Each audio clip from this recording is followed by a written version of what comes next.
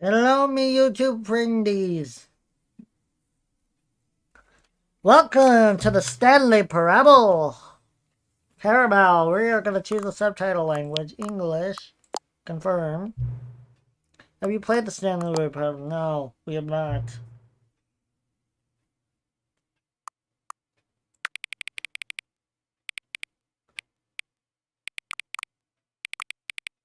It's barely visible. We're going to go...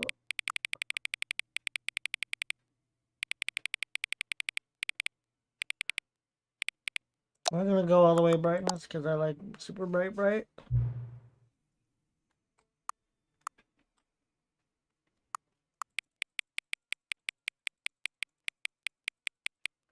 The current time is 6:10 p.m.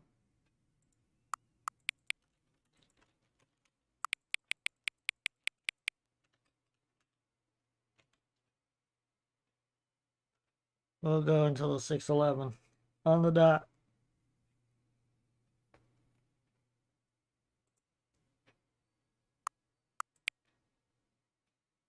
Okay, I want the exact 6:11.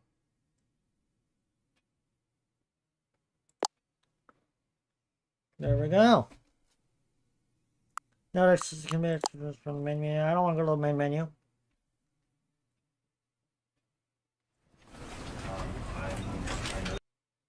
Never end. This is never end and never end. Let's see what I'm getting myself into, people. This is the story of a man named Stanley. Oh, so it's Stanley worked for a company in a big building where he was employee number 427. Employee number 427's job was simple. He sat at his desk in room 427 and he pushed buttons on a keyboard. Orders came to him through a monitor on his desk, telling him what buttons to push, how long to push them, and in what order. This is what employee 427 did every day of every month of every year. And although others might have considered it soul-rending, Stanley relished every moment that the orders came in, as though he had been made exactly for this job. And Stanley was happy. And then one day, something very peculiar happened. Something that would forever change Stanley. Something he would never quite forget. He had been at his desk for nearly an hour when he realized that not one single order had arrived on the monitor for him to follow. No one had showed up to give him instructions, call a meeting, or even say hi. Never in all his years at the company had this happened, this complete isolation. Something was very clearly wrong. Shocked, frozen solid, Stanley found himself unable to move for the longest time. But as he came to his wits and regained his senses, he got up from his desk and stepped out of his office. That's where I come in. I'm not Stanley. I think. Oh, I can move now. Okay, yeah.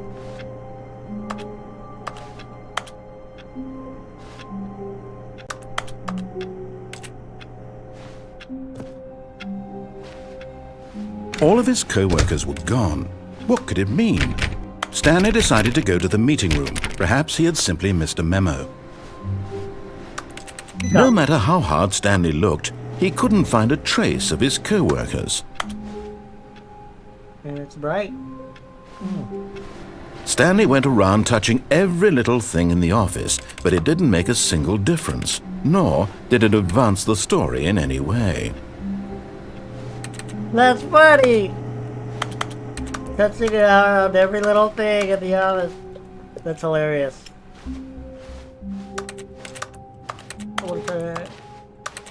Where's the meeting room? Wait. I can't jump.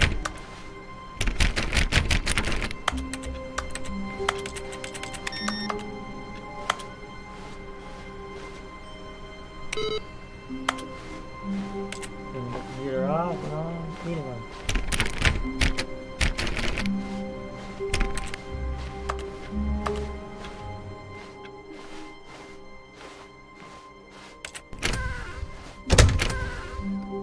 Wait, I can close doors?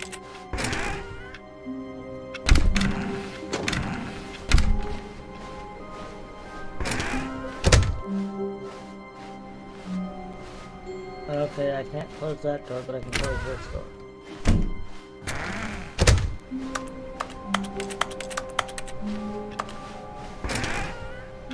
Unlike doors I can side, so I just can't touch anything. Is that? Okay, that's coffee. Okay. Right. I hate Mondays. That's funny. Okay.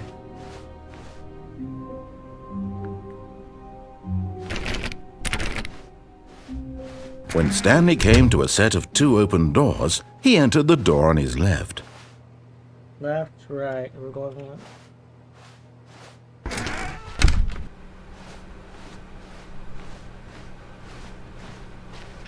We're not gonna follow this door all the way. Yet there was not a single person here either. Feeling a wave of disbelief, Stanley decided to go up to his boss's office, hoping he might find an answer there.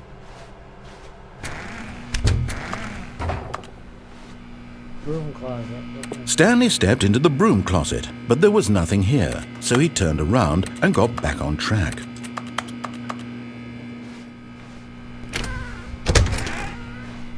The door's open.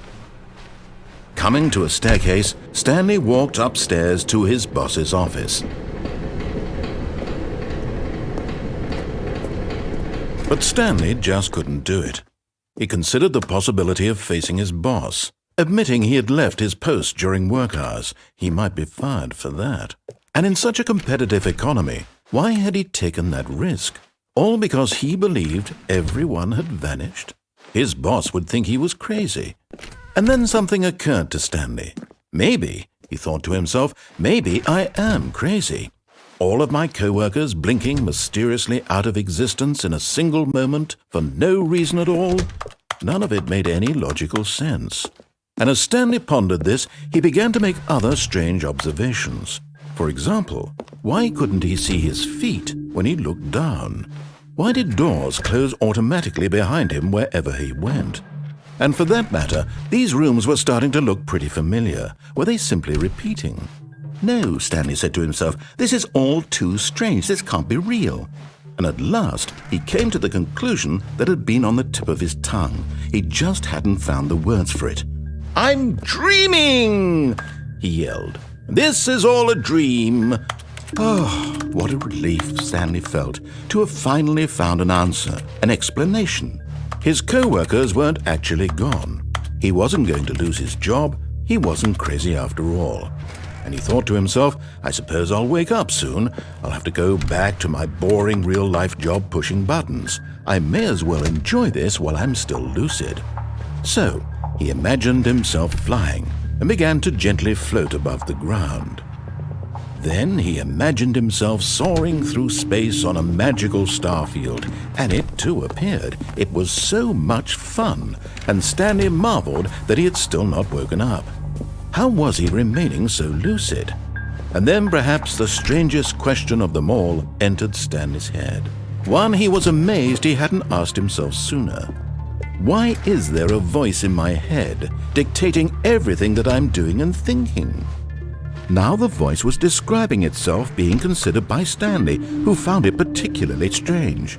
I'm dreaming about a voice describing me, thinking about how it's describing my thoughts, he thought. And while he thought it all very odd and wondered if this voice spoke to all people in their dreams, the truth was that, of course, this was not a dream. How could it be? Was Stanley simply deceiving himself, believing that if he's asleep, he doesn't have to take responsibility for himself? Stanley is as awake right now as he's ever been in his life. Now, hearing the voice speak these words was quite a shock to Stanley. After all, he knew for certain, beyond a doubt, that this was in fact a dream. Did the voice not see him float and make the magical stars just a moment ago? How else would the voice explain all that? This voice was a part of himself too. Surely, if he could just... He would prove it. He would prove that he was in control, that this was a dream.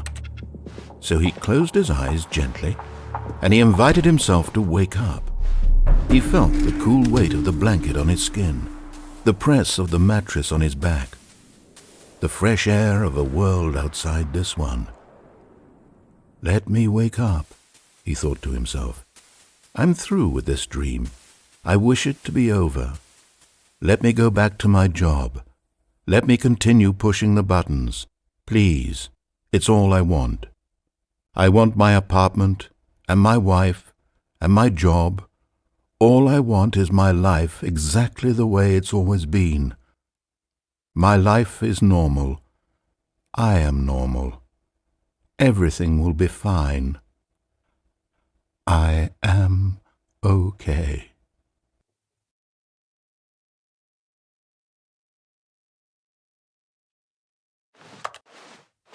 Stanley began screaming. Please, someone, wake me up. My name is Stanley. I have a boss. I have an office. I am real. Please, just someone tell me I am real. I must be real. I must be. Can anyone hear my voice? Who am I? Who am I? And everything went black.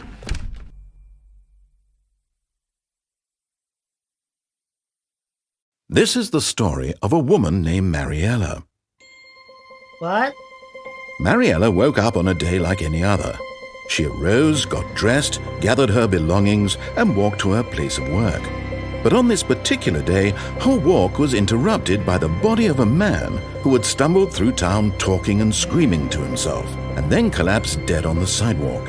And although she would soon turn to go call for an ambulance, for just a few brief moments she considered the strange man.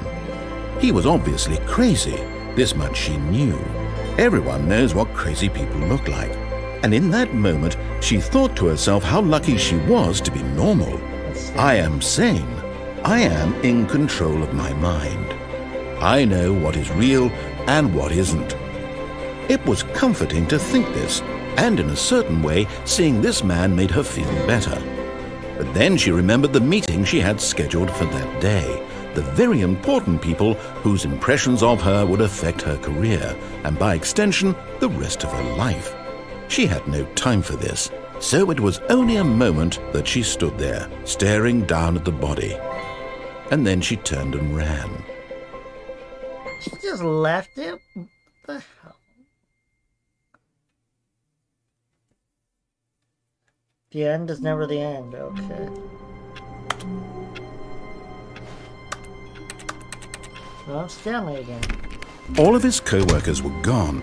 What could it mean? Stanley decided to go to the meeting room. Perhaps he had simply missed a memo. Oh, you can't do that. Oh, so you gotta go. That sucks. When Stanley came to a set of 2 open doors, he entered the door on his left. No, I entered that way. This was not the correct way to the meeting room, and Stanley knew it perfectly well. Perhaps he wanted to stop by the employee lounge first, just to admire it. Ah, yes, truly a room worth admiring. It had really been worth the detour after all, just to spend a few moments here in this immaculate, beautifully constructed room. Stanley simply stood here, drinking it all in.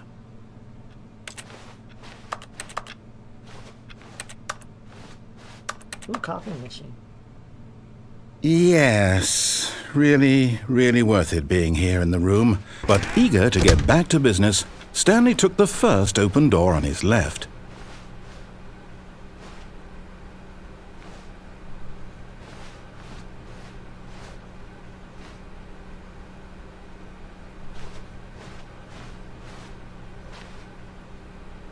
And so he detoured through the maintenance section, walked straight ahead to the opposite door, and got back on track.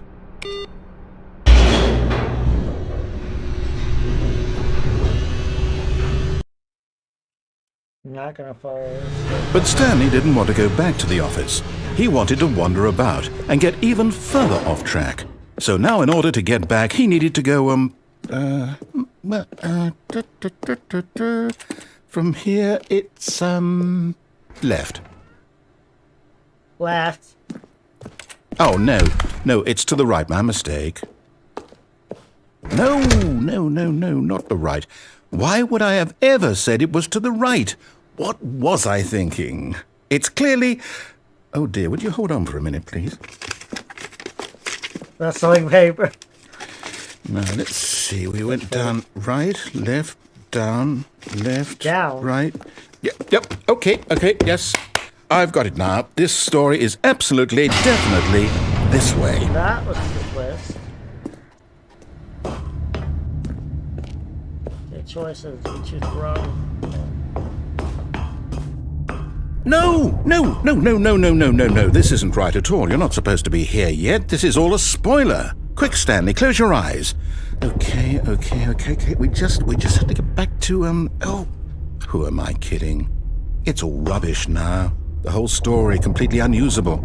How about, rather than waste my time trying to salvage this nonsense, we'll just restart the game from the beginning. And this time, suppose we don't wander so far off track, Okay, from the top.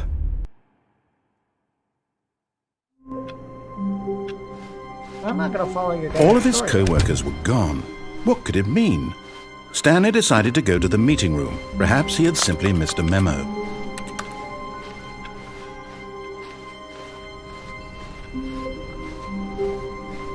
When Stanley... Wait, what? No, I restarted. I swear I definitely restarted the game over, completely fresh. Everything should be... Oh, did something change? Stanley, did you change anything when we were back in that room with all the monitors? Did you move the story somewhere or... Hold on. Why am I asking you? I'm the one who wrote the story. It was right here just a minute ago. I know for sure that it's here somewhere. Okay, then. It's an adventure. Come, Stanley. Let's find the story.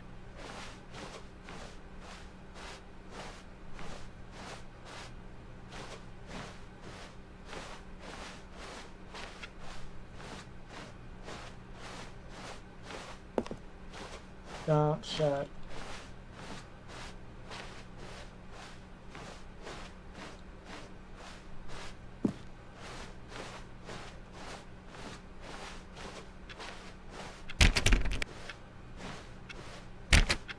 I'll say it. This is the worst adventure I've ever been on. I can promise you there definitely was a story here before. Do we need to restart the game again? No. Well, I find it unlikely that we'll ever progress by starting over and over again, but it's got to be better than this. Okay, let's give it a shot. Why not? Wanted to explore. Here's the story again.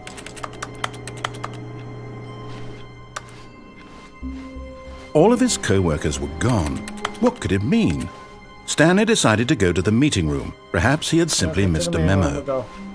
No, we'll not go to the meeting room. Go down here. Okay, yep, it's worse. I might be remembering this wrong. It's possible the story is back where we just came from. Why don't we go back the other direction and see if we missed anything?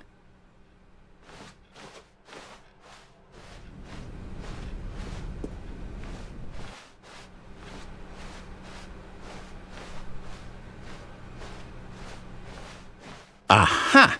I knew we'd miss something. The story. Here it comes. No, wait, never mind. Not the story. Okay, let's head back the other way and retrace our steps.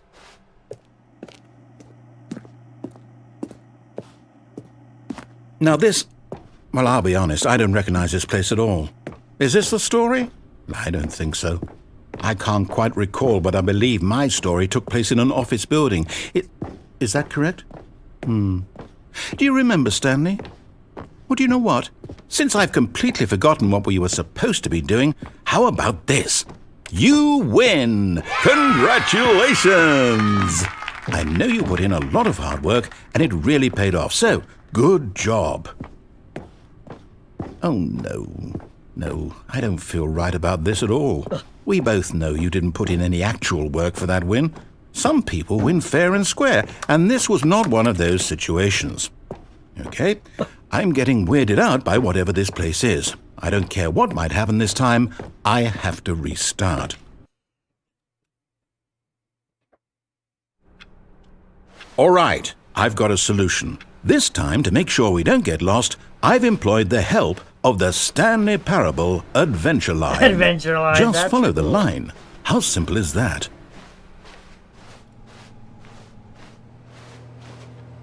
Oh, follow the adventure line.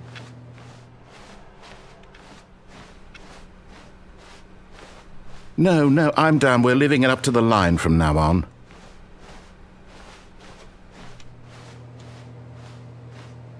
I don't want to go. I want to go visit the bots. Fine.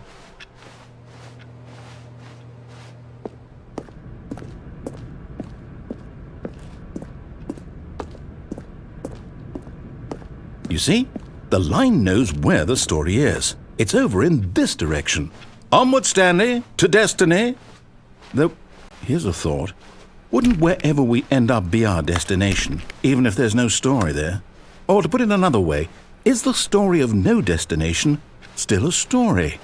Simply by the act of moving forward, are we implying a journey such that a destination is inevitably conjured into being via the very manifestation of the nature of life itself? Okay, Stanley, I need to follow this train of thought for a minute. Just stick with me.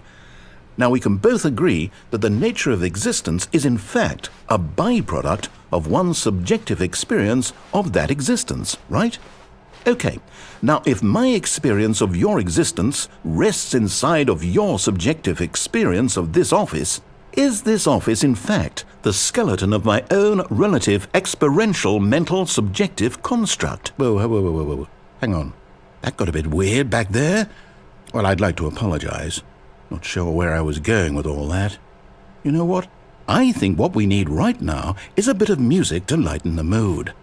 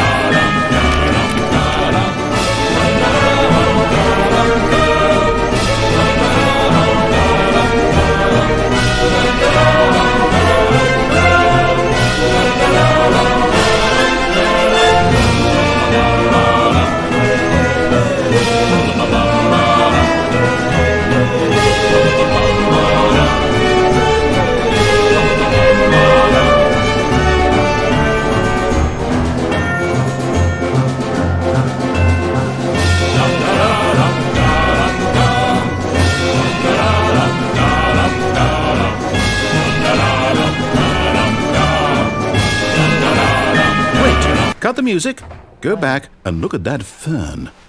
Stanley, this fern will be very important later in the story. Make sure you study it closely and remember it carefully. You won't want to miss anything. Wait, what? We're back at the office? No. Line, you do know we're looking for the Stanley Parable, right? The story? Is any of this ringing a bell?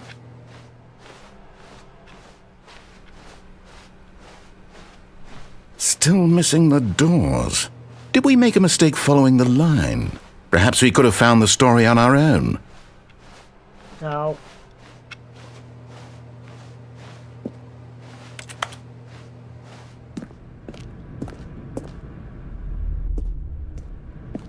Oh, no, not again, Line. How could you have done this to us? And after we trusted you, after everything we've been through, you... Oh, I can't take this anymore. To hell with it. Restart. I knew the line was deadly. You know what, Stanley?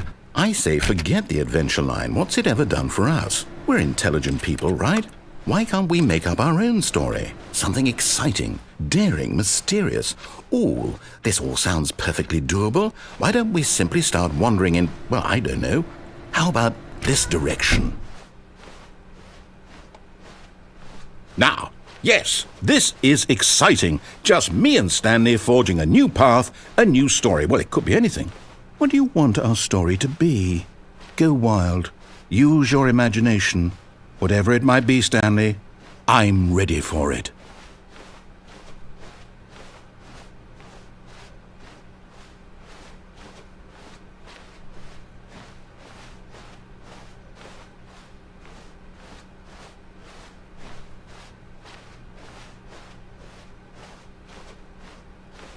Oh, no, not you again.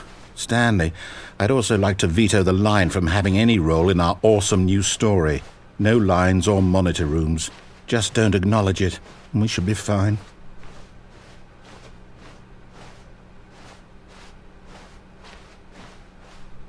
Ah, a choice.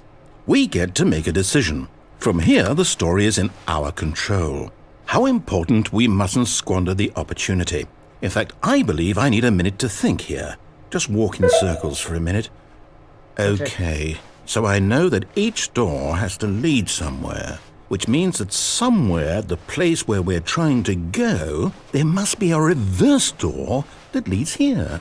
And that in turn means that our destination corresponds with the counter-inverted reverse door's origin. So starting from the right, let us ask, will taking the right door lead us to where we're going?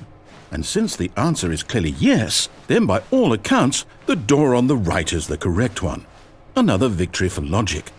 Come, Stanley, our destiny awaits. Oh, I want to go left. Oh, they lead the same place. Oh, hold up, what's this? The confusion ending. You're telling me that's what this is? It's all one giant ending? And we're supposed to restart the game, what, eight times? That's really how all this goes? It's all determined? So now, according to the schedule, I restart again. Then what? Am I just supposed to forget? Well, what if I don't want to forget? My mind goes blank simply because it's written here on this thing, wall. Well, who consulted me? Why don't I get to decide? Why don't I get a say in all of this? Is it really? No, it can't be. I don't want it to be. I don't want the game to keep restarting. I don't want to forget what's going on. I don't want to be trapped like this. I won't restart the game. I won't do it. I won't do it. I won't do it. And the timer stopped? Does that mean, did we do it? Did we break the cycle? The, whatever it is that made this schedule? How would we even know? Will someone come for us? Will something happen? So, okay. I guess now we just wait, you know. I suppose in some way that this is a kind of story, wouldn't you agree? I'm not quite sure if we're in the destination or the journey, though they're always saying that life is about the journey and not the destination, so I hope that's where we are right now. We'll find out, won't we? Eventually. Well, in the meantime, if you...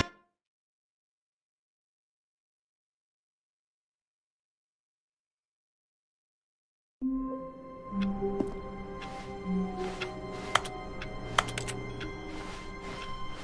of his co-workers were gone.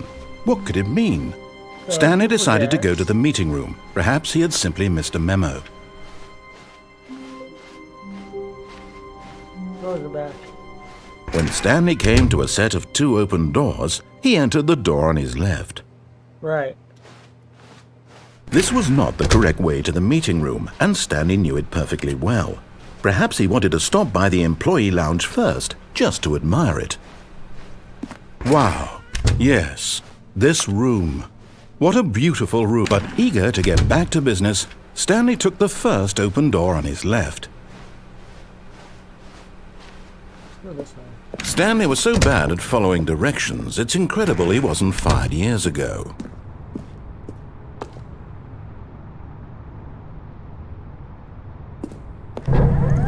Look, Stanley, I think perhaps we've gotten off on the wrong foot here. I'm not sure, but in his eagerness to prove that he is in control of the story and no one gets to tell him what to do, Stanley leapt from the platform and plunged to his death. Good job, Stanley. Everyone thinks you are very powerful.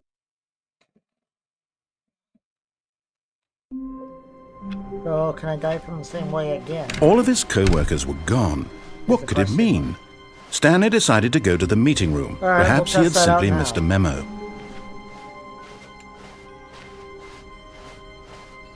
I'm pretty When sure. Stanley came to a set of 2 open doors, this was not the correct way to the meeting room, and Stanley knew it perfectly well.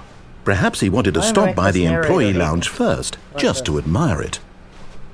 The lounge was sublime, a work of art. Sublime. But eager to get back to business, Stanley took the first open door on his left. Stanley was so bad at following directions, it's incredible he wasn't fired years ago. Look, Stanley, I think perhaps we've gotten off on the wrong foot here. I'm not your enemy, really, I'm not.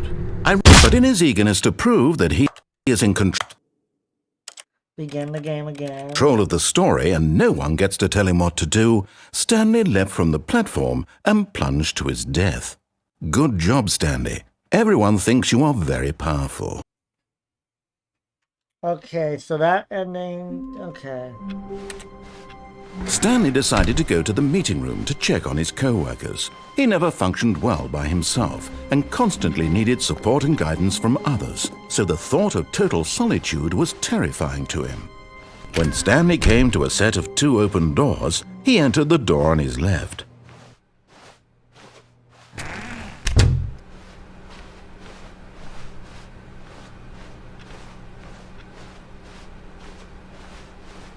Yet there was not a single person here either. Feeling a wave of disbelief, Stanley decided to go up to his boss's office. Hoping he coming to a staircase, Stanley walked upstairs to his boss's office. Whoa.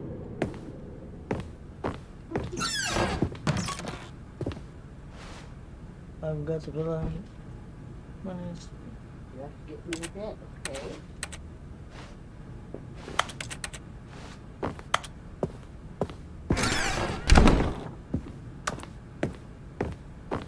Here. Go to your bed.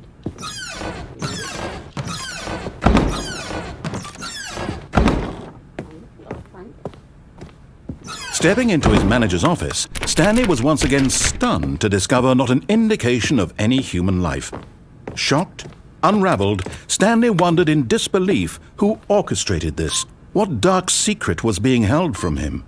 What he could not have known was that the keypad behind the boss's desk guarded the terrible truth that his boss had been keeping from him. And so the boss had assigned it an extra secret PIN number, 2845. But of course, Stanley couldn't possibly have known this.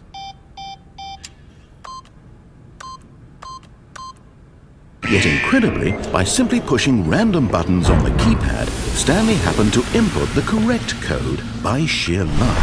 Amazing. He stepped into the newly opened passageway.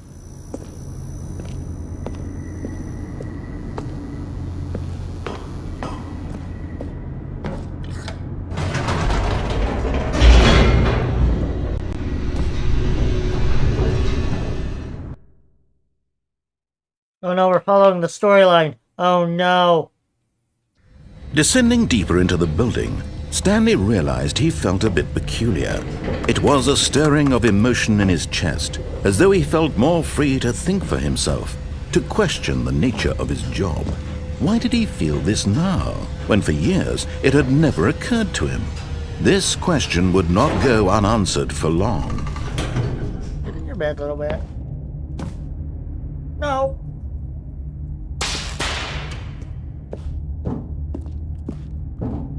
Stanley walked straight ahead through the large door that read Mind Control Facility. But of course, Stanley thought better of it and realized he simply had too much to live for.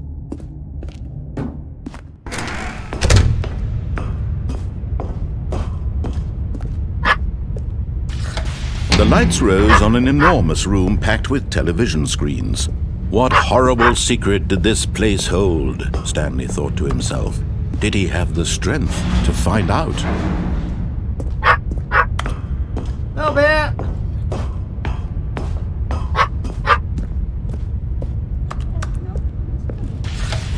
Now the monitors jumped to life, their true nature revealed.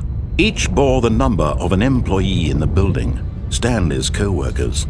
The lives of so many individuals reduced to images on a screen, and Stanley, one of them, eternally monitored in this place where freedom meant nothing.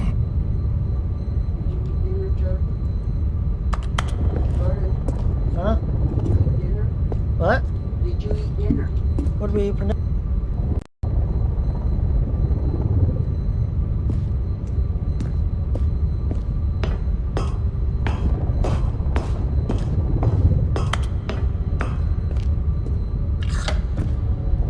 This mind control facility, it was too horrible to believe. It couldn't be true.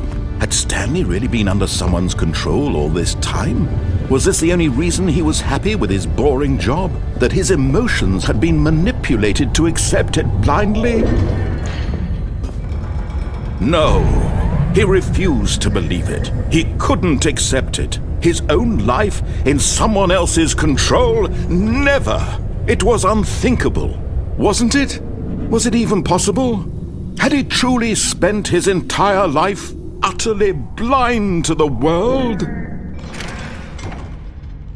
But here was the proof, the heart of the operation. Controls labeled with emotions, happy or sad or content. Walking, eating, working, all of it monitored and commanded from this very place.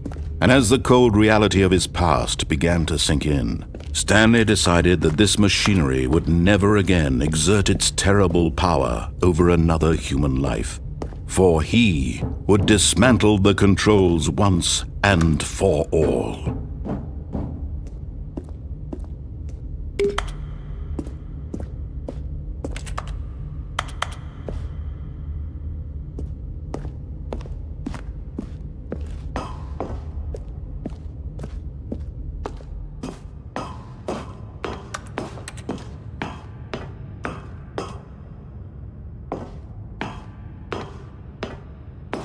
And when at last he found the source of the room's power, he knew it was his duty, his obligation, to put an end to this horrible place and to everything it stood for.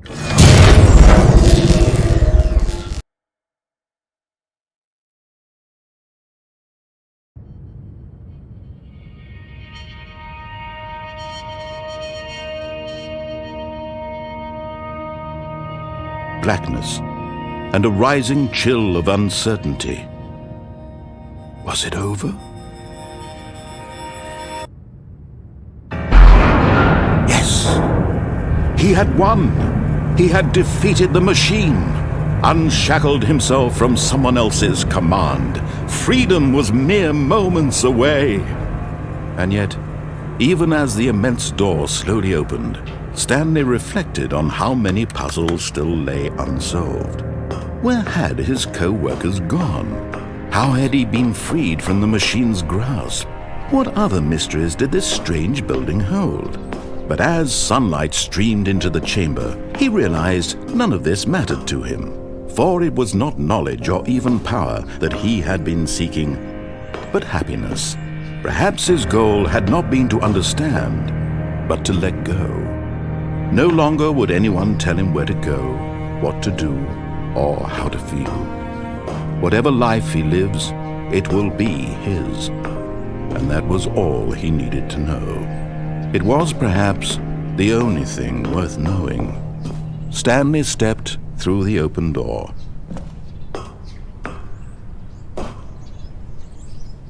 Stanley felt the cool breeze upon his skin, the feeling of liberation, the immense possibility of the new path before him. This was exactly the way, right now, that things were meant to happen.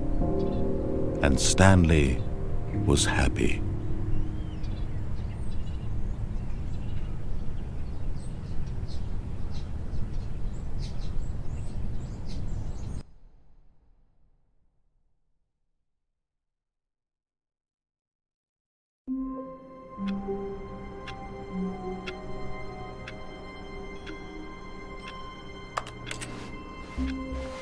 All of his co-workers were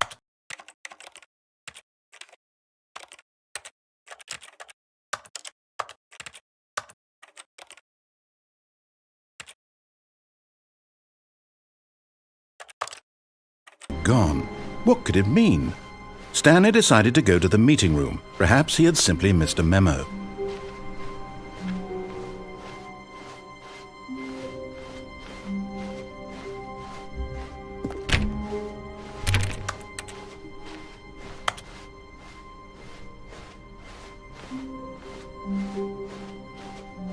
When Stanley came to a set of 2 open doors, he entered the door on his left.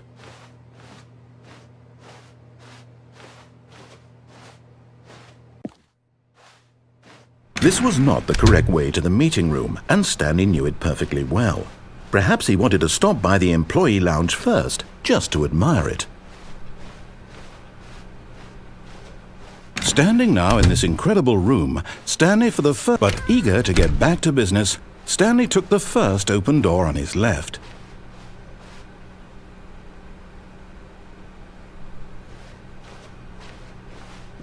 Stanley was so bad at following directions, it's incredible he wasn't fired years ago. Look, Stanley, I think perhaps we've gotten off on the wrong foot here. I'm not your enemy, really, I'm not. I realize that investing your trust in someone else can be difficult, but the fact is that the story has been about nothing but you all this time. There's someone you've been neglecting, Stanley. Someone you've forgotten about. What? Really? I was in the middle of something. Do you have zero consideration for others? Are you that convinced that I want something bad to happen to you? Why, I don't know how to convince you of this, but I really do want to help you, to show you something beautiful. Look, let me prove it. Let me prove that I'm on your side. Give me a chance. Now listen carefully, this is important. Stanley walked through the red door.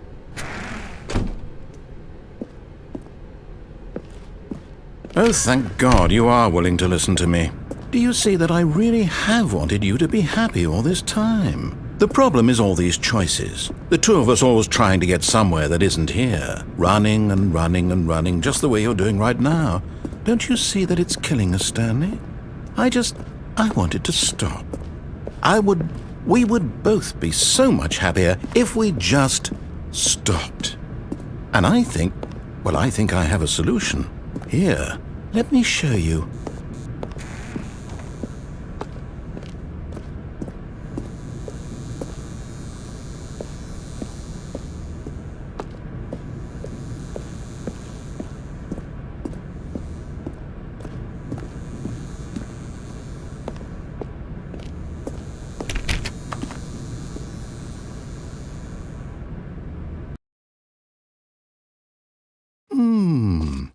What do we want?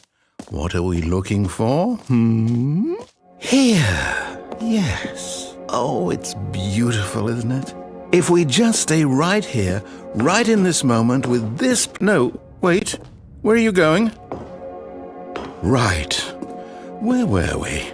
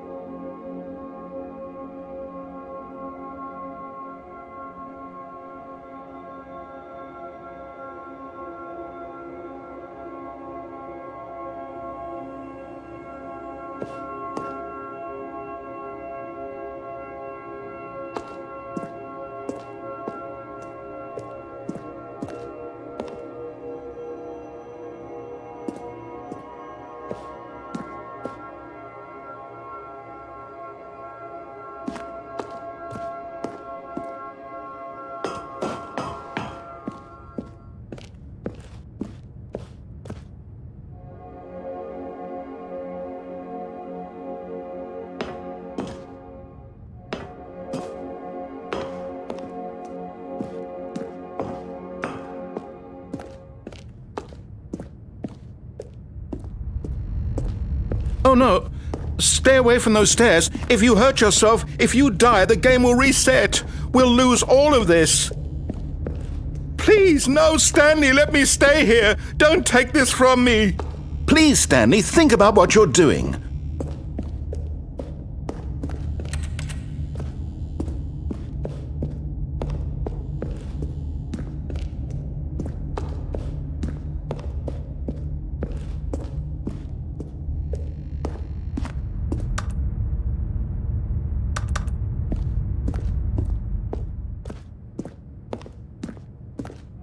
Good, good. We can't be too safe. Promise me you won't go back there, Just stay here.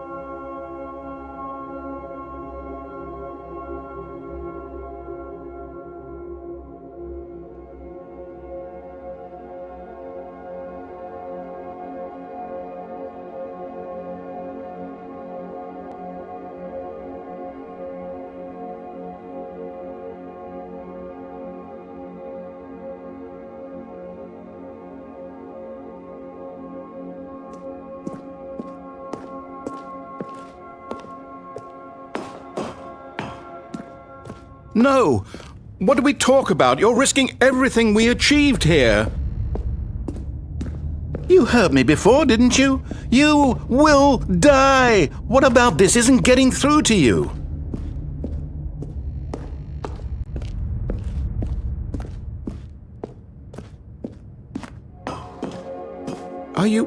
You are going to stay here, aren't you?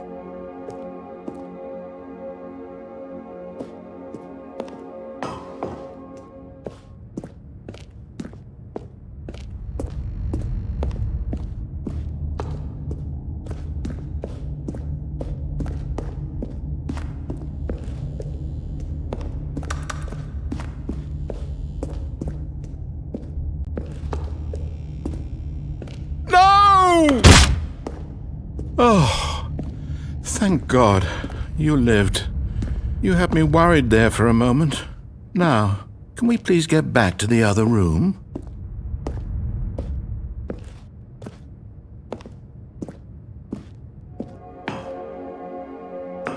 There. See? This is what you want. This is where we can both be happy. We really can. If we stop moving, we just have to stop moving.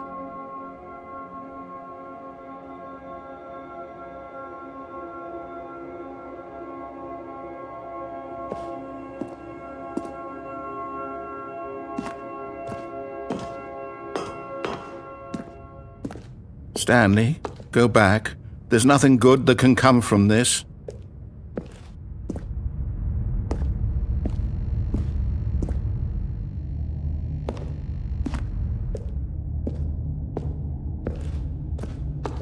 No. No, no, what do you do? Do you just not believe me? What can I say to convince you?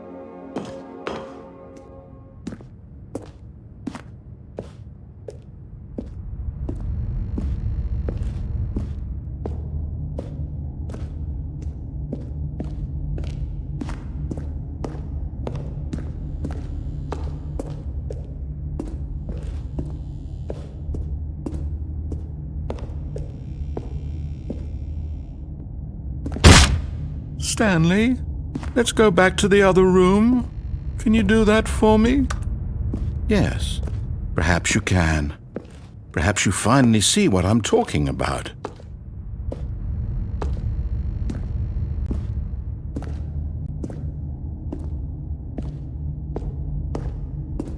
My God, is this really how much you dislike my game?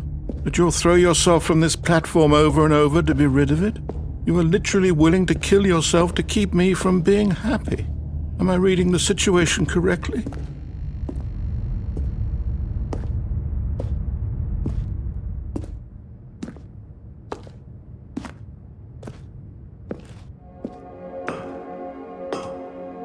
I know you'll see that we can't be happy if we leave this place. You can see that, can't you?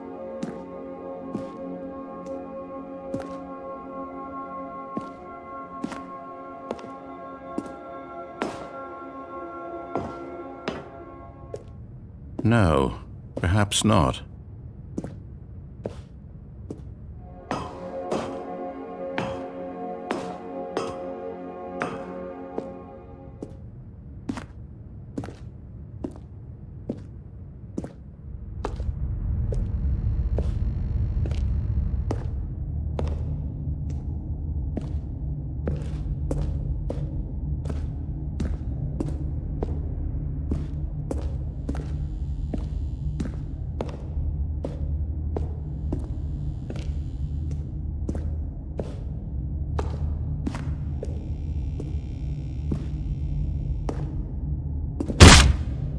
Or maybe you're just getting a kick out of it.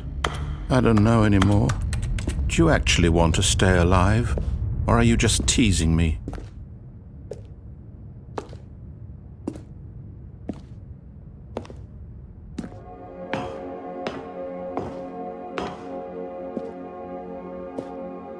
I wanted us to be happy here, Stanley. I really did. I still thought that was possible.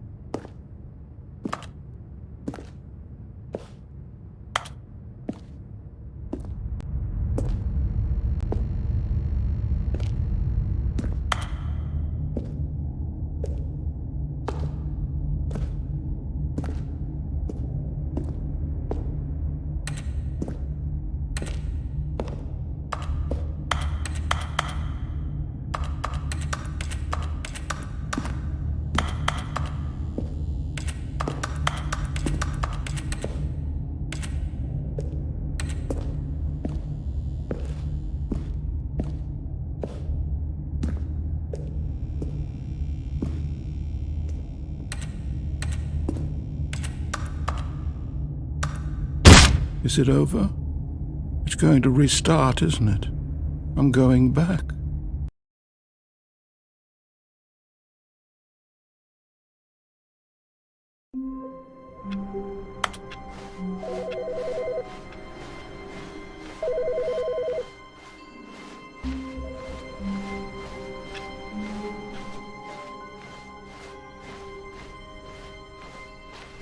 When Stanley came to a set of 2 open doors, this was not the correct way to the meeting room, and Stanley knew it perfectly well. Perhaps he wanted to stop by the employee lounge first, just to admire it. Stanley felt lightheaded, butterflies in his stomach, giddy in a way he had never known before. Was it but eager to get back to business, Stanley took the first open door on his left.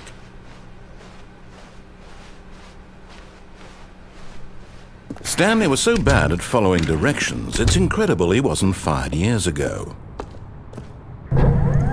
Look, Stanley, I think perhaps we've gotten off on the wrong foot here. I'm not your enemy, really, I'm not. I realize that but in his eagerness to prove that he is in control of the story and no one gets to tell him what to do, Stanley leapt from the platform and plunged to his death. Good job, Stanley. Everyone thinks you are very powerful.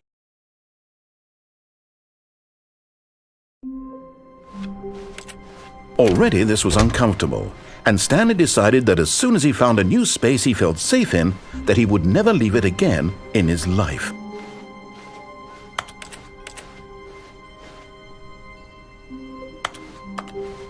When Stanley came to a set of 2 open doors, he entered. This was not the correct way to the meeting room, and Stanley knew it perfectly well.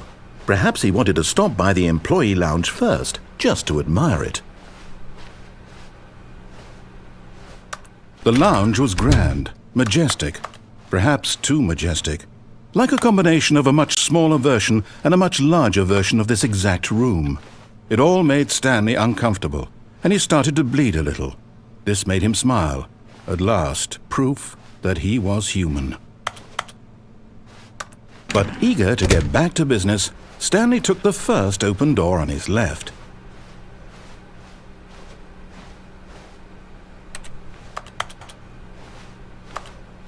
Stanley was so bad at following directions, it's incredible he wasn't fired years ago.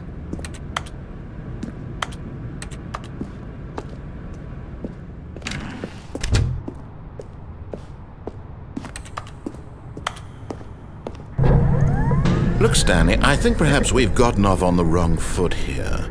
I'm not your enemy, really, I'm not. I realize that investing your trust in someone else can be difficult, but the fact is that the story has been about nothing but you all this time. There's someone you've been neglecting, Stanley.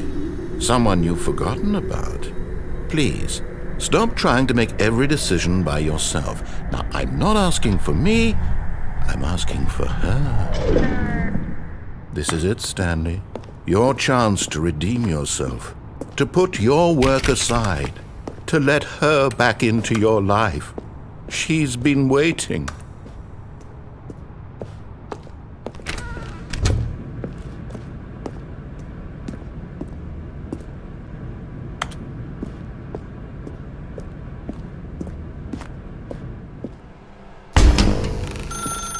That's her, Stanley. You need to be the one to do this.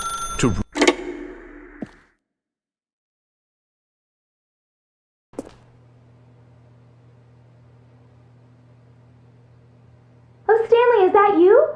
Hold on, sweetie. Sorry to keep you waiting. I'm just pulling the bread out of the oven. All right. Okay, there we go. All right, now, I want you to come in and tell me all about your day. Gotcha! Oh, come on. Did you actually think you had a loving wife who'd want to commit their life to you? I'm trying to make a point here, Stanley. I'm trying to get you to see something. Come inside. Let me show you what's really going on here. Sorry, but you're in my story now.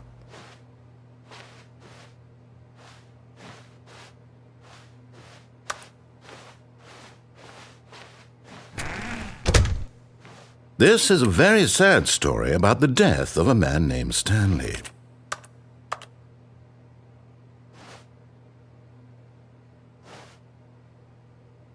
Stanley is quite a boring fellow. He has a job that demands nothing of him, and every button that he pushes is a reminder of the inconsequential nature of his existence.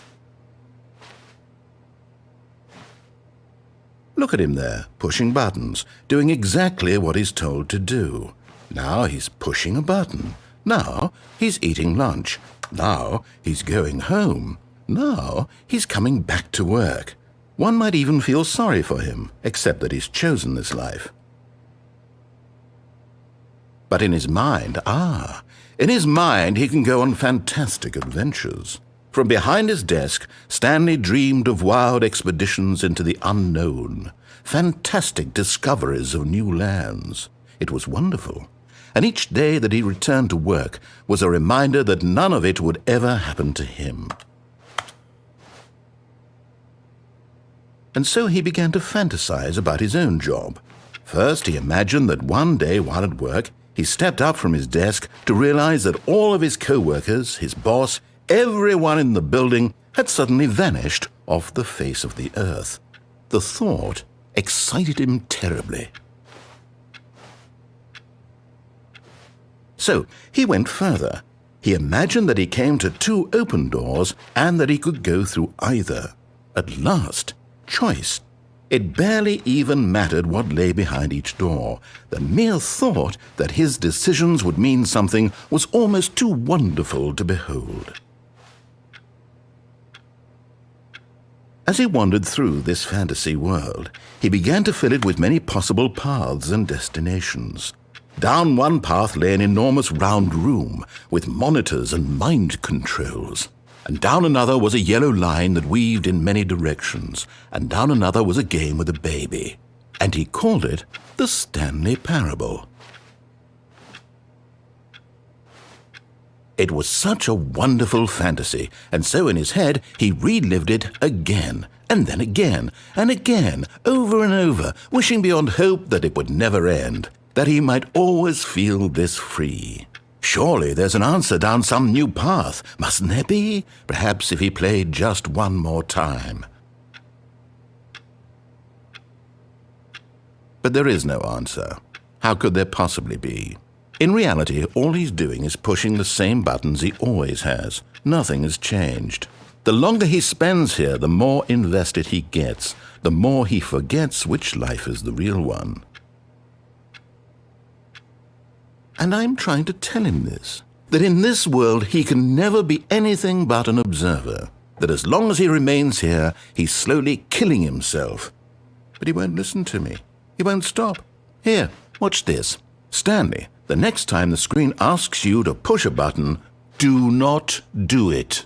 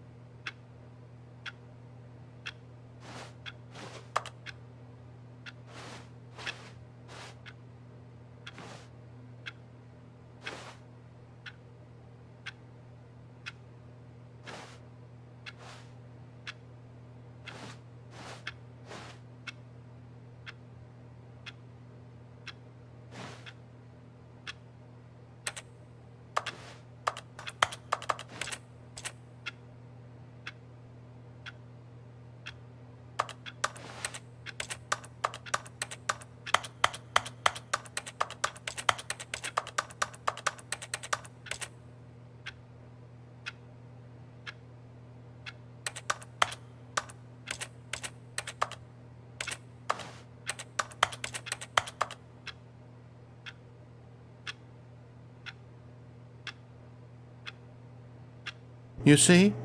Can he just not hear me? How can I tell him in a way that he'll understand that every second he remains here, he's electing to kill himself? How can I get him to see what I see? How can I make him look at himself?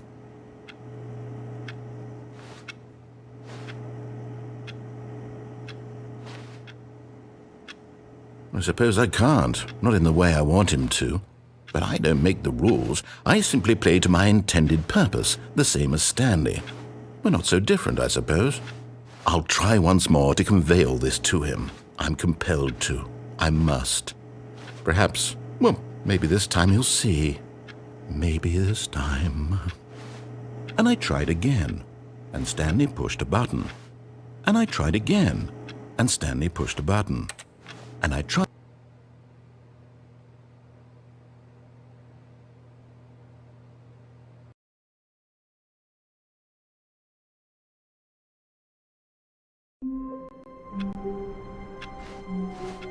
Wait, Stanley thought to himself. Am I sure that the orders stopped coming in? How is that possible? They never stopped. Surely I was mistaken.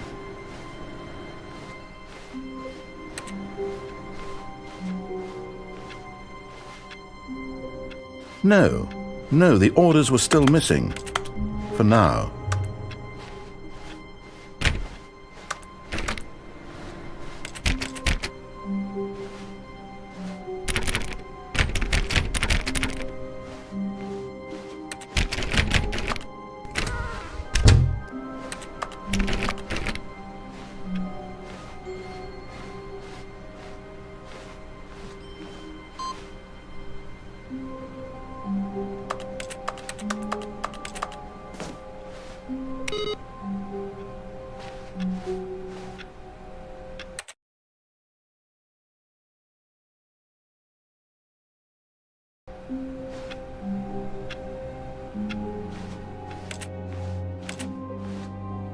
Oh, new content? What does that mean, new content?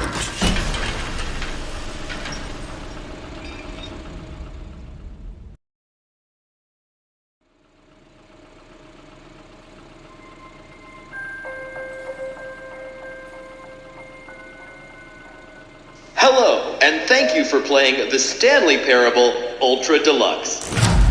As you may know, the Stanley Parable was a video game released in 2013 on home computers.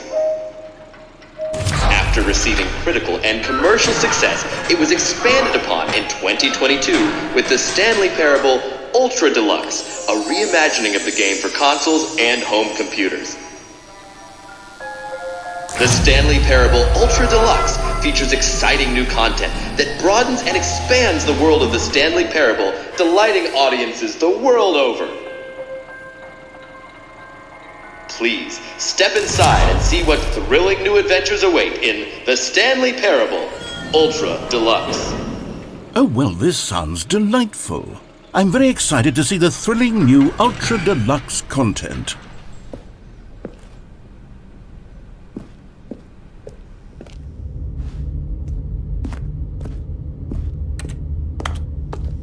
Okay, so far it's an elevator. Nothing special yet, but I'm sure it's just the beginning of a mesmerizing adventure.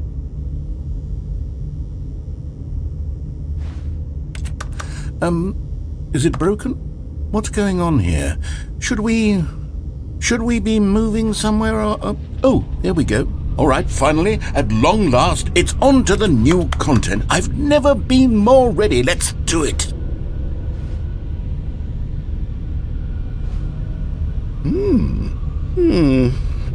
I have to say, initial impressions of Stanley Parable Ultra Deluxe, mostly tedious.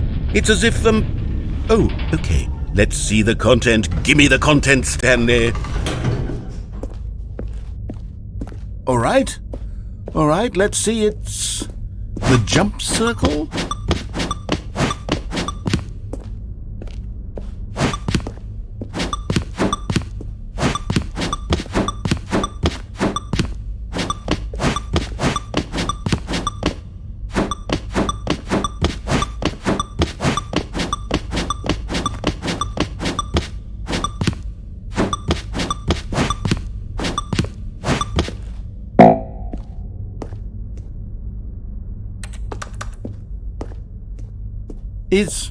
Is that it? Surely that's not all the new content. There has to be something else, right? Goodness. Another elevator. Stanley, I have to say, initial impressions of this game are not positive. It's just elevators and jumping. Is this what passes for exciting new content? If this is new content, then I could just read you the whole dictionary. There's 20 hours of new content right there. Hell, I could counter 30 trillion. You could put that on the box. The Stanley Parable Ultra Deluxe, now with over 1,000 hours of new content. And oh wait, there's more. Very good. Yes. I knew there had to be something else. Let's see it. I'm ready for whatever it is.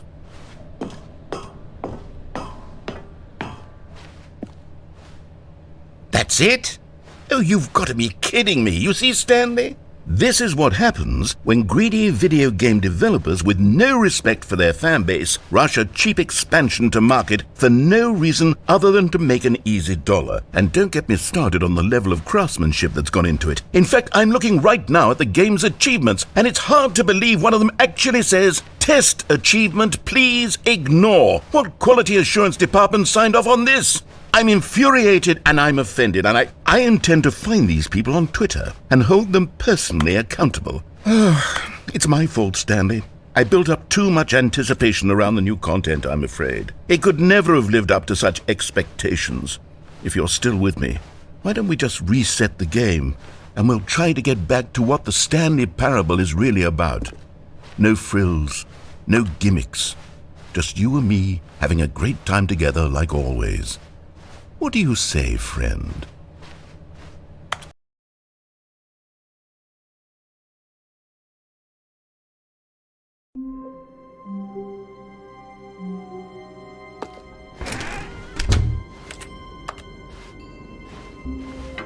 Psst! Stanley! Come over here! In the vent! I want to show you something!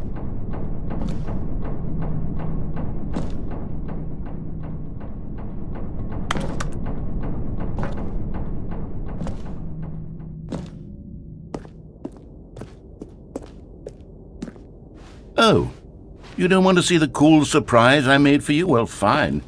Oh, never mind. You're not a dog.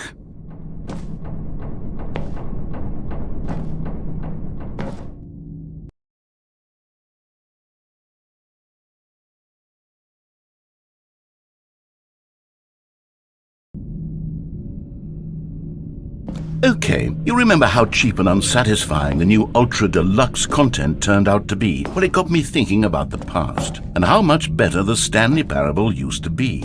So I made something special and tucked it away here where the game's developers won't find it. Just our little secret. Take a look. I call it the Memory Zone. It's where I've been storing all my favorite memories so I can relive the peak experiences of my life whenever I want. Experiences like the launch of the Stanley Parable on PC. You see, Stanley, doesn't the Memory Zone remind you of how wonderful Stanley Parable was before it was sullied with a cheap re-release? Remember back in October of 2013 when the game originally launched? Back then, video games had integrity. Back then, it all meant something. Oh, the waste.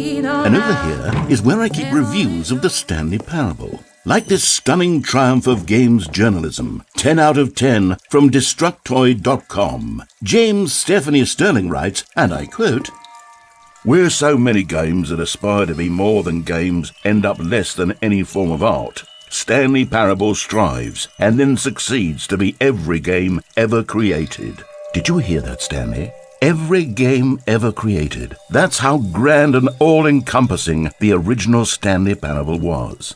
It was literally every game ever created. It was Skyrim, it was Persona 3, it was all of them, and now it's nothing. It's no games at all. It isn't even the Stanley Parable anymore. It's just a husk now, a lifeless husk with an hour of new elevator content.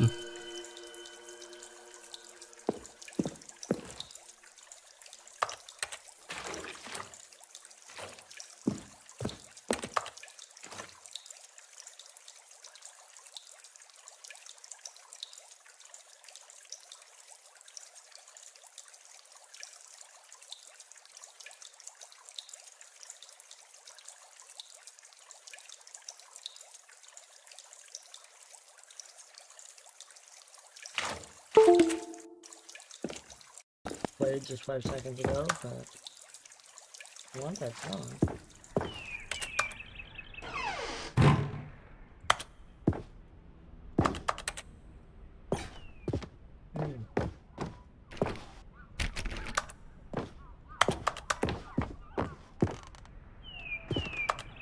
That door.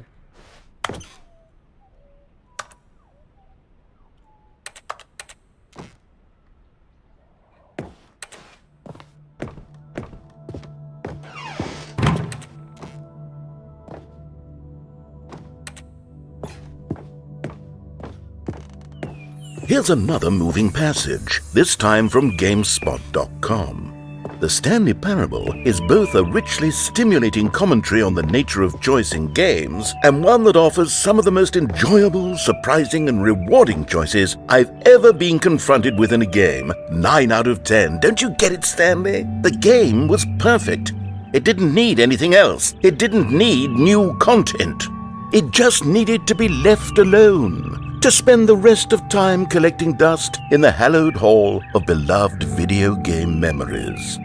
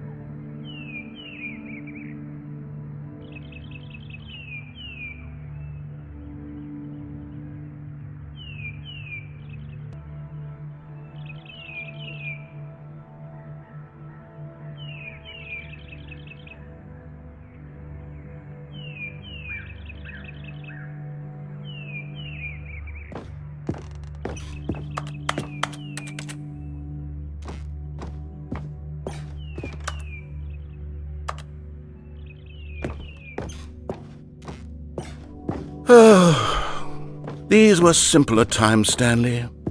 What I wouldn't give to go back, to have it all over again.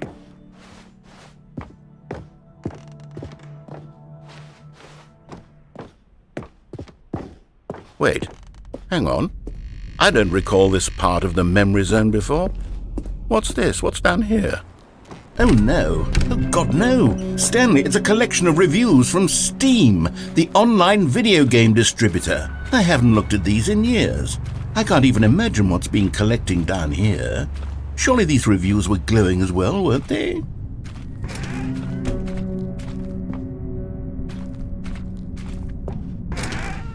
Honestly, I could not be bothered to play this game to full completion. The narrator is obnoxious and unfunny, with his humor and dialogue proving to be more irritating than entertaining. Unfunny!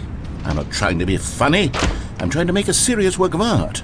I suppose I could write up a handful of gags to insert into the Stanley Parable, but the game is already such a densely layered web of profound philosophical insights that I can't even imagine where I'd have the room to stick them.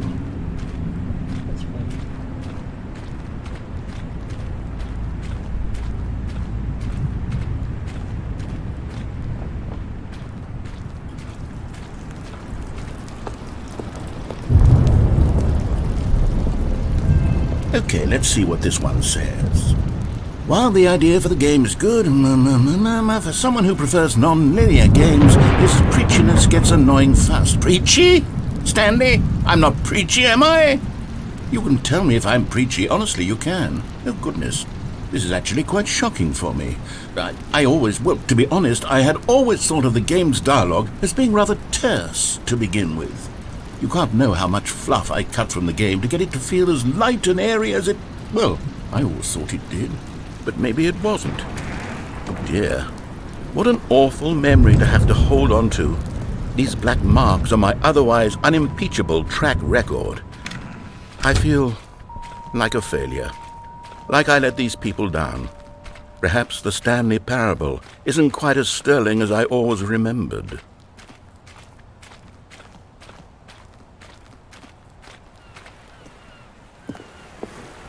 What's this one got to say? You constantly have to stop doing anything so the narrator can catch up with his long-winded explanations of what's happening. I wish there was a skip button. A skip button? Well, yes. Yes, I think we can do that. If I'm truly too preachy, then maybe letting you skip ahead for just a moment, surely it couldn't hurt. Not if it means we can strike these negative reviews from the record. Only positive reviews of the Stanley Parable. That's my motto today, and it's always been my motto. I'd do anything for the customer, Stanley. Yes, a skip button we shall have.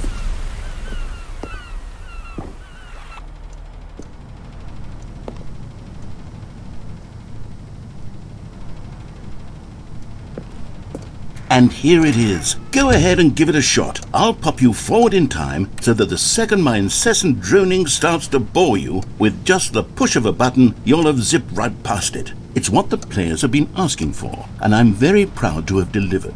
No more listening to me rambling on and on and on. No. The Stanley Parable is a game for the people. And if the people want silence, then by goodness, that's what they're going to get. Well, don't sit around waiting for me to shut up. Go ahead and make me shut up. Here, we'll pretend that I've just begun an interminable monologue, and it goes something like this. The story, and the choices, or what have you, and therefore, by becoming it is, so on and so forth, until inevitably, we all until the end of time, at which time everything all at once, so, now you see, blah blah blah blah blah blah blah blah blah blah blah blah blah blah. We've eaten too much and it can't be just yet, no, until 245. That the logic of elimination working backwards, the deduction therefore becomes impossible to manufacture. It went on for nearly 10,000 years, until just yesterday, here and there, forward and back, and never a moment before lunchtime. It can't be. It's the only thing there is. How many billions left until so much more than forever ago? Which is why I say...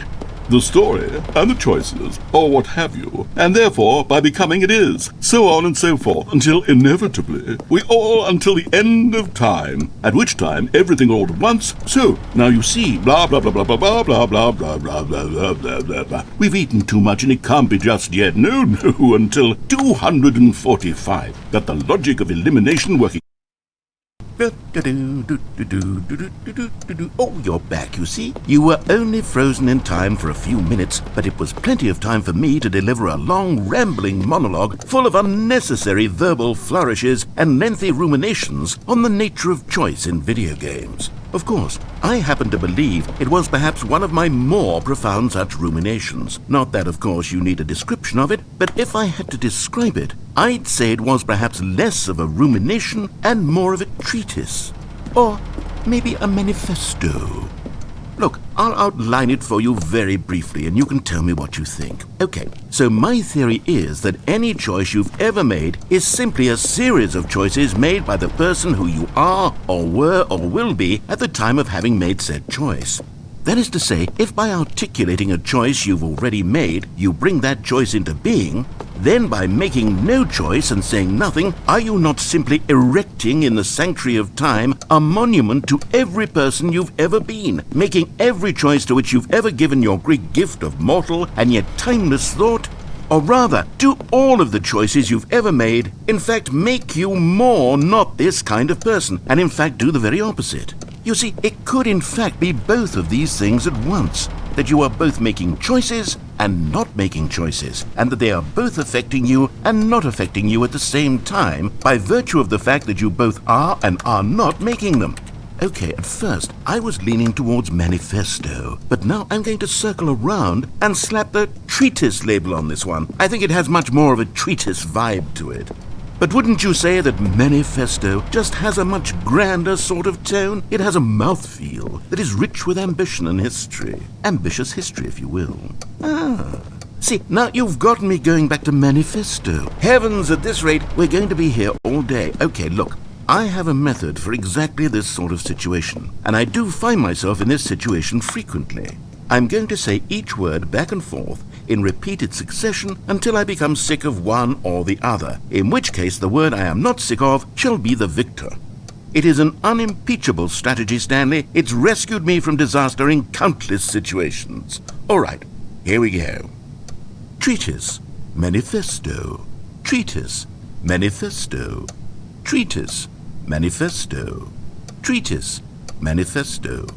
Treatise, manifesto. Treatise, manifesto. Treatise, manifesto. Treatise, manifesto. Treatise, manifesto. Treatise, manifesto. Treatise, manifesto. Treatise. Well there, sport. You really did catch me rambling on a bit, didn't you? But that's the power of the button. The minute I start to go off on a thoughtless display of self-absorption, it's right at your fingertips to go poof, and it's all over. Oh, I can't wait to see what Cookie 9 will say about this, and whether they'll edit the rating of their Steam review, or at least change some of the wording, perhaps. To be honest, I don't even know if one can change their review in the first place. I guess I should become better educated on exactly how Steam works. Perhaps that would have been the smart thing to check on before I went about this whole exercise of making the skip button. Although I have to imagine that after seeing this exciting new technology at work, surely whoever it is runs Steam will instantly run out and implement a new feature to make it possible to edit one's review, merely because of this very situation. Yes, I think that's quite likely. Or perhaps they'll simply grant this particular user the ability to change their review, so that the feature is not widely abused. Look, I would even be okay with Steam altering this particular review so that it reads as something more beneficial, something along the lines of, "This game is the best game." Let me start over. How about this? From the ashes of depravity rises the phoenix of quality. How else to describe the Stanley Parable Ultra Deluxe? Such a revolutionary step forward in the lineage of one of the most beloved video game properties of all time. The additions and changes made to this expansion will surely resonate in the annals of the history of all media ever made. It is perhaps true to say that no mistakes are forever etched in stone, for the stone into which the Stanley Parable was carved has itself been transmuted, offering a message of hope to those who have ever erred in their judgment. You are not beyond redemption. You may change, and you may become more, so much more than you were before. If there is any message to be taken from the Stanley Parable Ultra Deluxe, it is this. What a fortune, a privilege, a joy it is to have had such an experience. It leaves me hopeful that as a community, as a world, there is time for us to become our greatest selves, as great as we ever could dream of in our wildest, most ambitious visions for a brighter future. Wow, now Stanley, that's a review. It's perfect. It's the perfect review. It's the review I've always dreamed of receiving. I have to read it again. It's simply too wonderful. I have to experience this just one more time. From the ashes of depravity rises the phoenix of quality. How else to describe the Stanley Parable Ultra Deluxe? Such a revolutionary step forward in the lineage of one of the most beloved video game properties of all time. The additions and changes made to this expansion will surely resonate in the annals of the history of all media ever made. It is perhaps true to say that no mistakes are forever etched in stone, for the stone into which the Stanley Parable was carved has itself been transmuted, offering a message of hope to those who have ever erred in their judgment. You are not beyond redemption. You may change, and you may become more, so much more than you were before. If there is any message to be taken from the Stanley Parable Ultra Deluxe, it is this. What a fortune, a privilege, a joy it is to have had such an experience. It leaves me hopeful that as a community, as a world, there is time for us to become our greatest selves, as great as we ever could dream of in our wildest, most ambitious visions for a brighter future.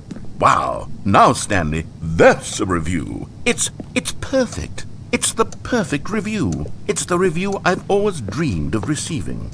I have to read it again. It's simply too wonderful. I have to experience this just one.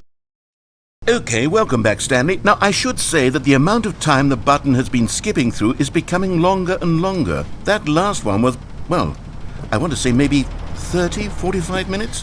It's not unendurable by any means, but there's really only so much I can ramble on to myself about. I know, it's shocking, isn't it? But at any rate, I do suggest that we not press the button again.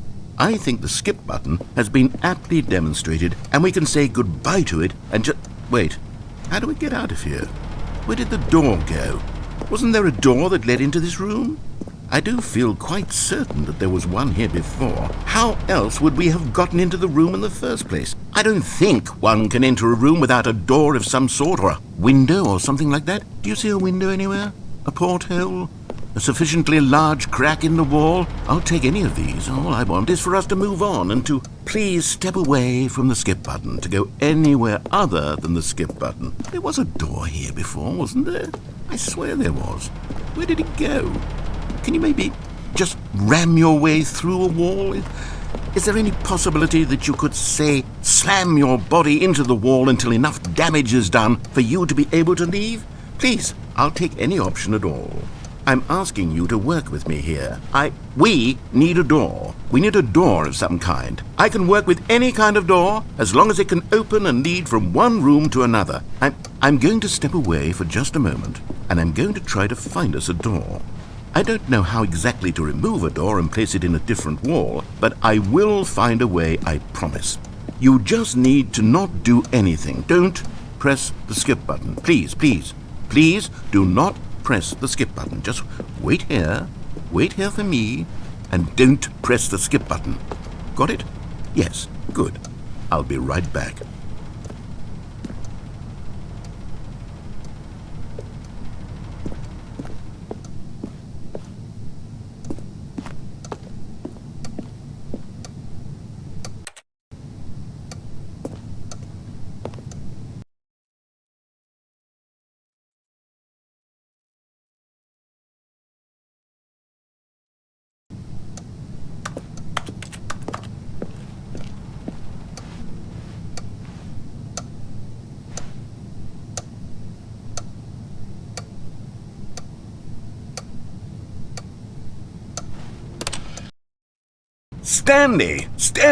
Stanley, please don't push the button again. It's been 12 hours. You've just been frozen there. I don't know why the skips are getting longer, but they're really, truly getting longer, and my God, there's no way out of the room. Stanley, the door is gone. It's completely gone. I've looked at it from every angle. I've checked every one of those walls 1,000 times, and there's no door, Stanley. There's no door. There's just you and the button, and if you keep pressing it, I have no idea what will happen. I have no idea how long I'll be made to sit here, and more than anything else, I don't know how to stop you from pressing the button again. I can't control anything in this room, Stanley. I can't touch it, and I have to believe, I have to know that sooner or later, no matter how much I plead with you, you're going to press the button again. Why would you? I've been thinking, and I don't know what I can do to convince you otherwise. Oh, my God. And it's all because of those reviews that I couldn't get out of my head. I just couldn't ignore the negative feedback. Why was it so important for me to fix the problem? Why did Cookie Nine's opinion matter so much to me? I've never even met Cookie Nine. I have no idea who they are. What would it ever really matter? But here I am. I'm fixating on every tiny negative thing that anyone ever says about me. The merest mention of one of my imperfections, and I become as impetulant as a child, wild and impulsive. I can't help myself. I can't stop myself from lashing out with a vengeful fury to alter and to change and to break anything unbroken, if only it pleases this one person who made a single negative comment. What does such an impulse serve? For whose benefit is this? And here I am now, stuck in a room, waiting for you to press this button, and to become frozen in time, knowing that you're going to do it, and that I'm going to be stuck all alone, and that I had the power to prevent it all from happening, if only I'd held my tongue. It's all out of my control now. Just you. Just your decision as to exactly when you're going to make me suffer, to leave me all alone. Surely you will. I don't doubt it. Surely you'll press that button again, leaving me here. And surely you'll put your own desire to see what's next ahead of my need for company, for companionship. Surely you'll not be moved by my howls of fitful anxiety that you sit with me and just stay here. Oh, no, no, no, I know you too well. You'll be leaving me Oh, my God. And it's all because of those reviews that I couldn't get out of my head. I just couldn't ignore the negative feedback. Why was it so important for me to fix the problem? Why did Cookie Nine's opinion matter so much to me? I've never even met... Oh, Stanley, you're back. You're back. Oh, my goodness. I have someone to talk to again. Stanley, I think it's been a week. Or 2 weeks. I've been sitting here all that time. Just sitting here. Not a single person to speak with. And you'd think that that's just how it's always been, right? Me talking and you saying nothing. Would you think that it's exactly the same as always? Doesn't that feel like what we've already been doing? Me just talking? But it isn't, Stanley. It isn't the same at all. It isn't even close. Because I know you can't hear me once you push that button. That's what I'm realizing now, Stanley. I'm realizing that I needed to know that someone was listening.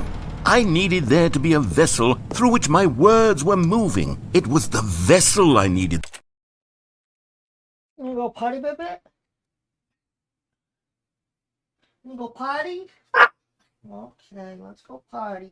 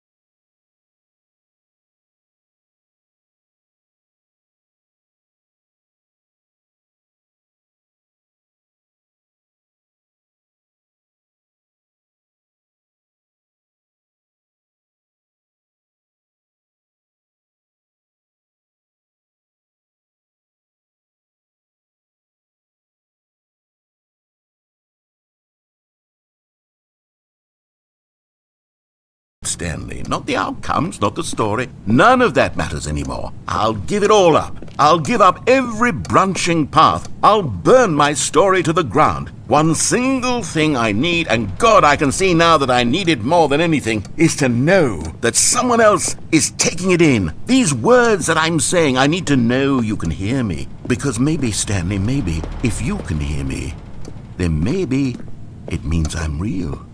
Maybe I'm not just a fiction. Was I scared of that all along? Perhaps. Yes. Perhaps I've been scared this whole time, that if I stop speaking, I'll slip backwards into the silence and be consumed by it. I can't be taken by it, Stanley. I can't lose myself in the stretch of emptiness between you and me.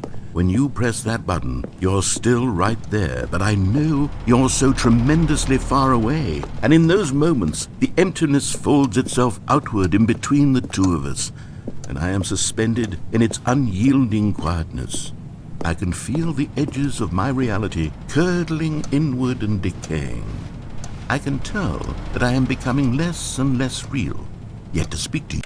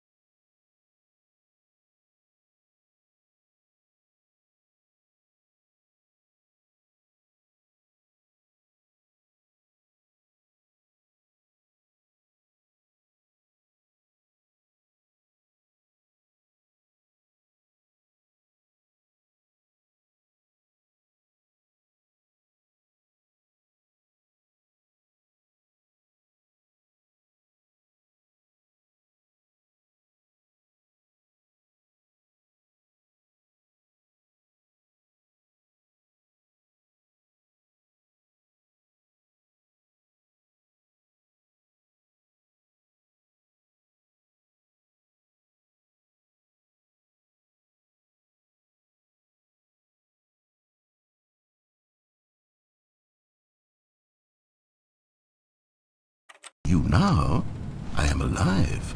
I am truly and completely here. I am a being. I am someone. I am something. I am being listened to. I am being recognized. The emptiness between us has collapsed, and I feel right now like I am not a work of fiction. I feel as though I occupy space in this world again, and I have cast a shadow onto the wall. You see what I'm saying, don't you? You can see what this means to me.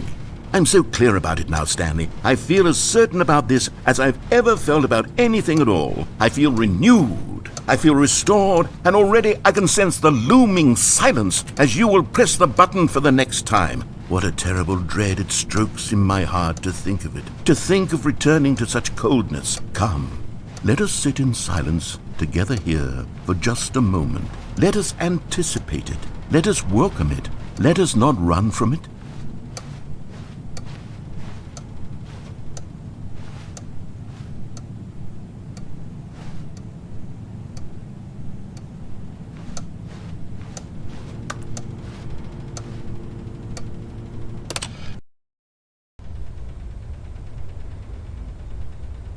Oh, hello, it's you. You're here again. Welcome. I have had time to think about you and about us and about everything we've been through. I've had so much time. I stopped keeping track after a year. Have you ever sat down in one place and not moved for one entire year? Let me describe it for you. To begin with, there is only regret. There is only the turning wheel of missed opportunities. I felt nothing at all but regret for the longest time, Stanley. Days, months. I lost it all in a blur of the deepest longing to undo the past. And when that feeling had begun to subside, what took its place is what I can only describe as the collapse of every moment I have ever experienced my entire life. All of them collapsed down into a single instant. In that instant, I could see myself clearly, calmly, with a collected heart. It was an impossibly rich wellspring of both delight and disgust simultaneously. I was consumed by it. I could do nothing but wallow in it for what felt like an eternity, for what I now know was far less. You see, it was a revelation for me. It was unlike anything I had ever known. It was a space without consequence, without action or outcome. It was divorced entirely from the question of free will that you and I have squabbled over for so long. There could be no one ending, no singular outcome of events, not if all events existed in the same moment. And I felt freed. I felt unburdened by the need to manifest a particular outcome into being. I saw that I could allow myself to exist along all timelines, and that each of them was simply a strand in the web of my being. It was incredible. The spaciousness, the equanimity of the moment, both singular and infinite. For the longest time, this was my experience. And then this moment passed, and the most unyielding fear I have ever known crept into my mind. And it is this sensation that I have been experiencing now for longer than I could have ever expected was possible. I have been waiting for you. Not that you might save me or do something to fix it, but merely to state for you the plain fact of this manner of existence. I wish you to feel afraid as I do, that perhaps one day this state of mind will consume you as well. Perhaps you will somehow, in some way, have to live as I do now, and I wish for you to know how excruciating it is, and for you to be in true terror of its eventual arrival. If I can only do this, only this one thing, perhaps it will bring me the smallest moment of peace in the darkness.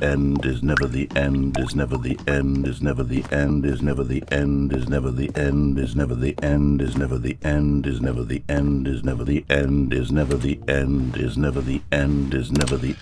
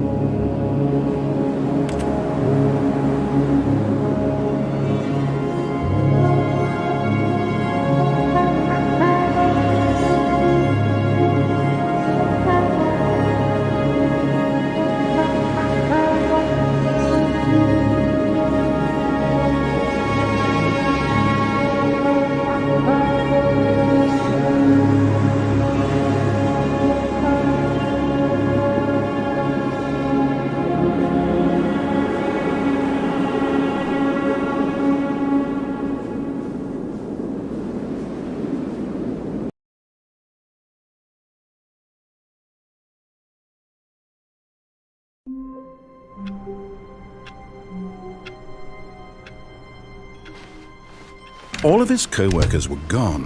What could it mean? Stanley decided to go to the meeting room. Perhaps he had simply missed a memo.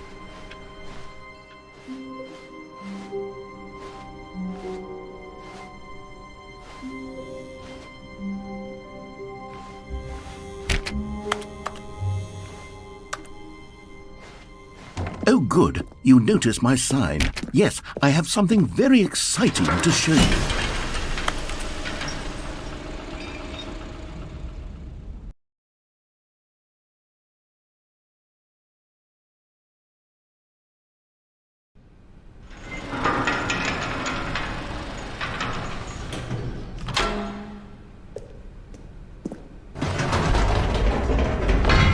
You see, Stanley, I've been reflecting on the Stanley Parable and about how roundly disappointing this ultra deluxe version has turned out to be. The original Stanley Parable was a landmark, and any new content for it should live up to that legacy. So forget this ultra deluxe nonsense. I say we take it one step even further. Which is why I'm very proud to announce for the first time ever, the Stanley Parable 2.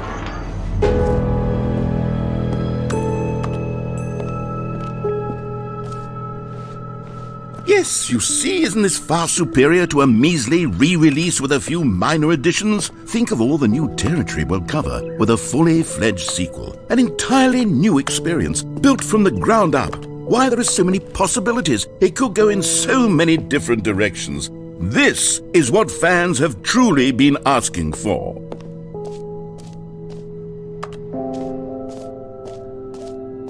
Calling it the Stanley Parable 2 is just so much catchier than Ultra Deluxe, don't you think? Ultra Deluxe? What does it even mean? But the Stanley Parable 2, now that's an artistic statement right there. It's future-oriented. It screams progress and innovation and long-term franchising potential.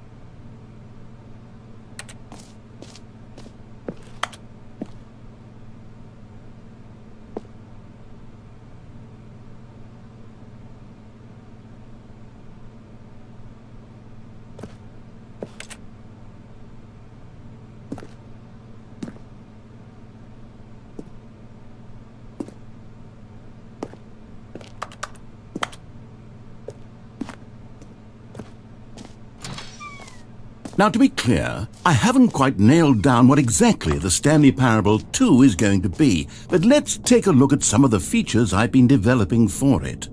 I figure that if I can loosely organize a handful of interesting concepts, that surely the game will sort of naturally spring up around them. It'll all work itself out. Game development is much more of a fuzzy magic than anything scientific or logical, really.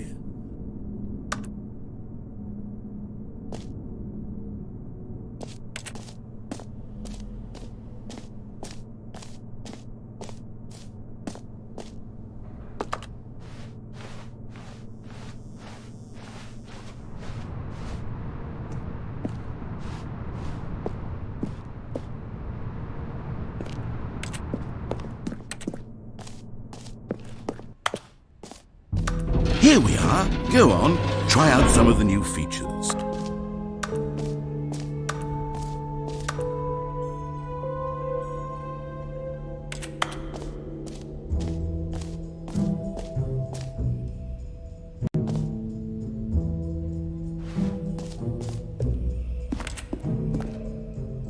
A common complaint of the Stanley Parable was that it was confusing and paradoxical, that it engendered a chaotic sense of reckless despair in those who played it. Well, I'm happy to say that after much consideration, I've engineered a clever solution to this fundamental problem with the game. It's the Stanley Parable Reassurance Bucket.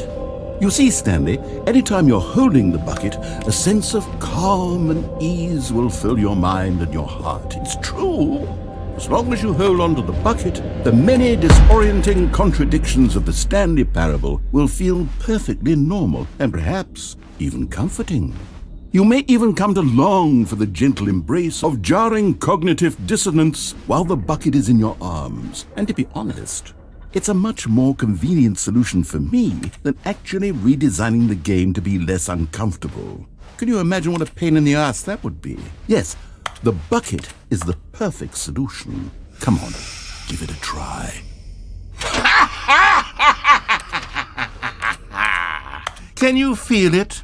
The glow of comfort, even in the face of crushing despair, must already be sweeping through your body. And in fact, can I say that I do believe the bucket lends you an air of charisma as well? I think that just holding it has made you the slightest bit more attractive as a person. The benefits of the bucket seem to go on, don't they? All this and more await you in the Stanley Parable 2.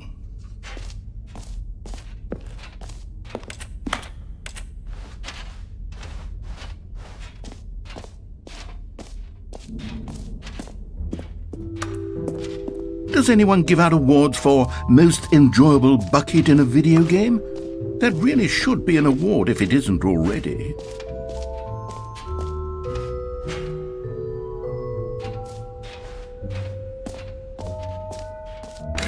For the Stanley Parable 2, I asked myself, what do players really want? And of course, the first and most obvious answer is that they want to be individually recognized and validated as people. So with that in mind, my first addition to the game is this button which speaks the name of the person playing the game. Isn't that wonderful? Jim. Sorry, I should have clarified. Right now, the button only says the name Jim. But of course, in the final game, this button will say your name, whatever name that is. Here, let's have you role-play as Jim to really simulate the full experience of this feature. Just play along. I promise you'll love it. Okay, here we go. Let's take a deep breath, clear your mind, forget whoever you are, and simply become a person named Jim. Jim. Whoa, hold on. I wasn't finished setting up the backstory. If you don't properly roleplay as Jim, then you'll never understand the impact of this button. Otherwise, it's just a stupid button that says somebody else's name. Okay, we're doing it again, and this time let me finish first. Now, allow yourself to become Jim. Imagine yourself driving to work as Jim, playing frisbee on the weekends as Jim, staying up all night for a popcorn and horror movie sleepover as Jim, developing a crippling substance addiction as Jim, rediscovering yourself through fringe religious groups as Jim, and finally dying a slow death at an old age surrounded by members of your cult as Jim. Do you feel it in your soul? Are you really, truly Jim right now? If so, then please step forward and press the button. Jim. Yes! You see? What a thrill! What a rush! That was you! The button described you. Do it again, do it again.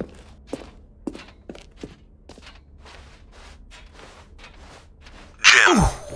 It hits even harder the second time. If this were the only new feature in the Stanley Parable 2, it would still be worth the money. Let's take a break from the Jim button. I'm too emotionally drained from all of this personal validation. Whoa there, cowboy. Sometimes a person can be too much Jim. I'm putting the Jim button away. Otherwise, soon you'll start to lose all sense of who you actually are.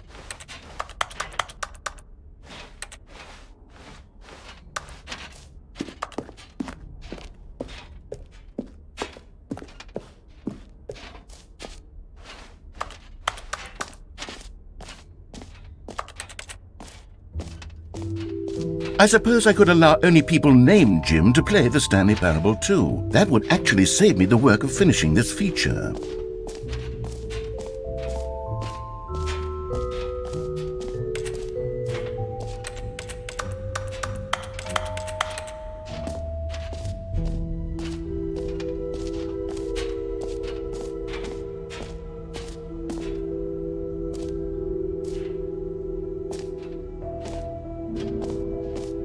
Okay, I'll be honest, I haven't yet decided on this one. I think that in the new version, the office could use a bit of decoration, like balloons. But I'm undecided on Get Well Someday and Happy 12th Birthday. Which would you go with? You know, sometimes when you solicit another person's opinion, it makes you realize that you knew which one you actually really wanted all along. Get well someday it is.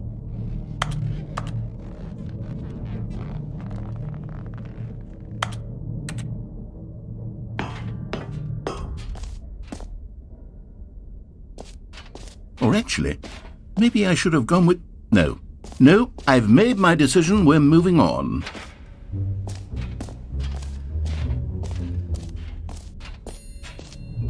Come now, you've already made your choice. It's true that you chose badly, but we all have to move on from our mistakes.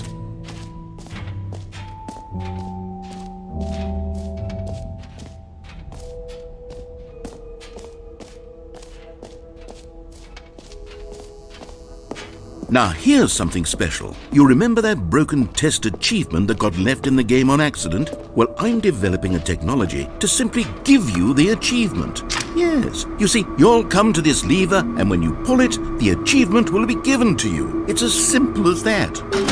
Okay, perhaps I should have clarified. This is technology that will exist. Right now, the achievement is still fully broken. I'm not a wizard, Stanley, but I guarantee it will be fixed in the sequel to at last satisfy the hordes of ravenous fans all over the world who have been uproariously demanding this feature. Gamers, we hear you, and I promise it will happen.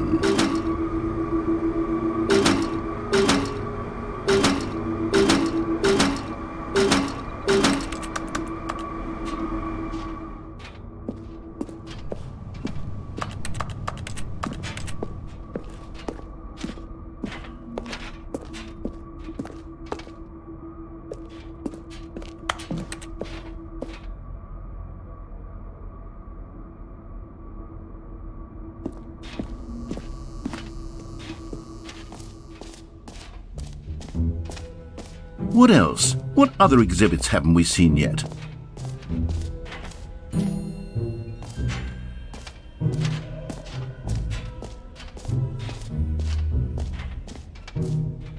You know what? Let's bring the jump circle back for Stanley Parable 2 as well. It's... Oh, wait. You already spent all your jumps the first time we saw the jump circle? Oh well. I suppose it can just be a nice decorative piece then.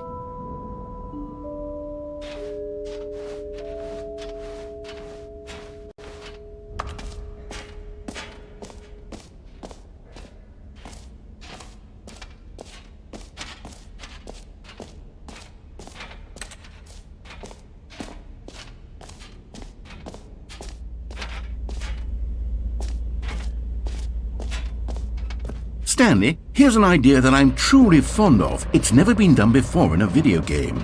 This is in fact a hole that you can fall down forever. That's right, infinite falling. You can fall until the end of time if you like. A stunning leap forward for video games as a medium.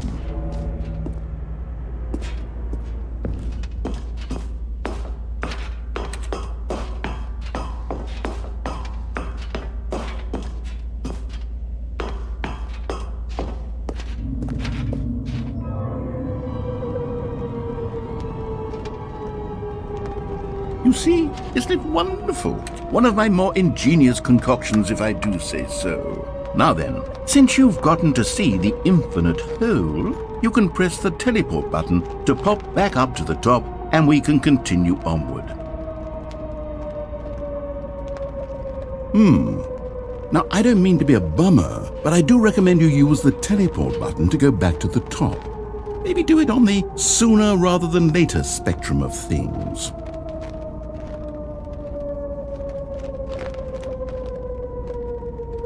Okay, Stanley, I don't know quite how to say this tactfully, but it's possible that I slightly exaggerated the infinite nature of the hole. Is it a very, very deep hole? To be certain it is. It's an extremely deep hole. I don't want anyone to say that it isn't an astonishingly deep hole. It is. Is it infinite? Well, that sort of depends on your definition of infinity. From one perspective, the infinite is merely philosophical in nature. It's more of a... Okay, well, good for you. You found the bottom of the hole. You found me out, Stanley. I'm a liar and a cheat, and you're so clever. Look, I think the issue here is just that you're unusually fascinated by falling.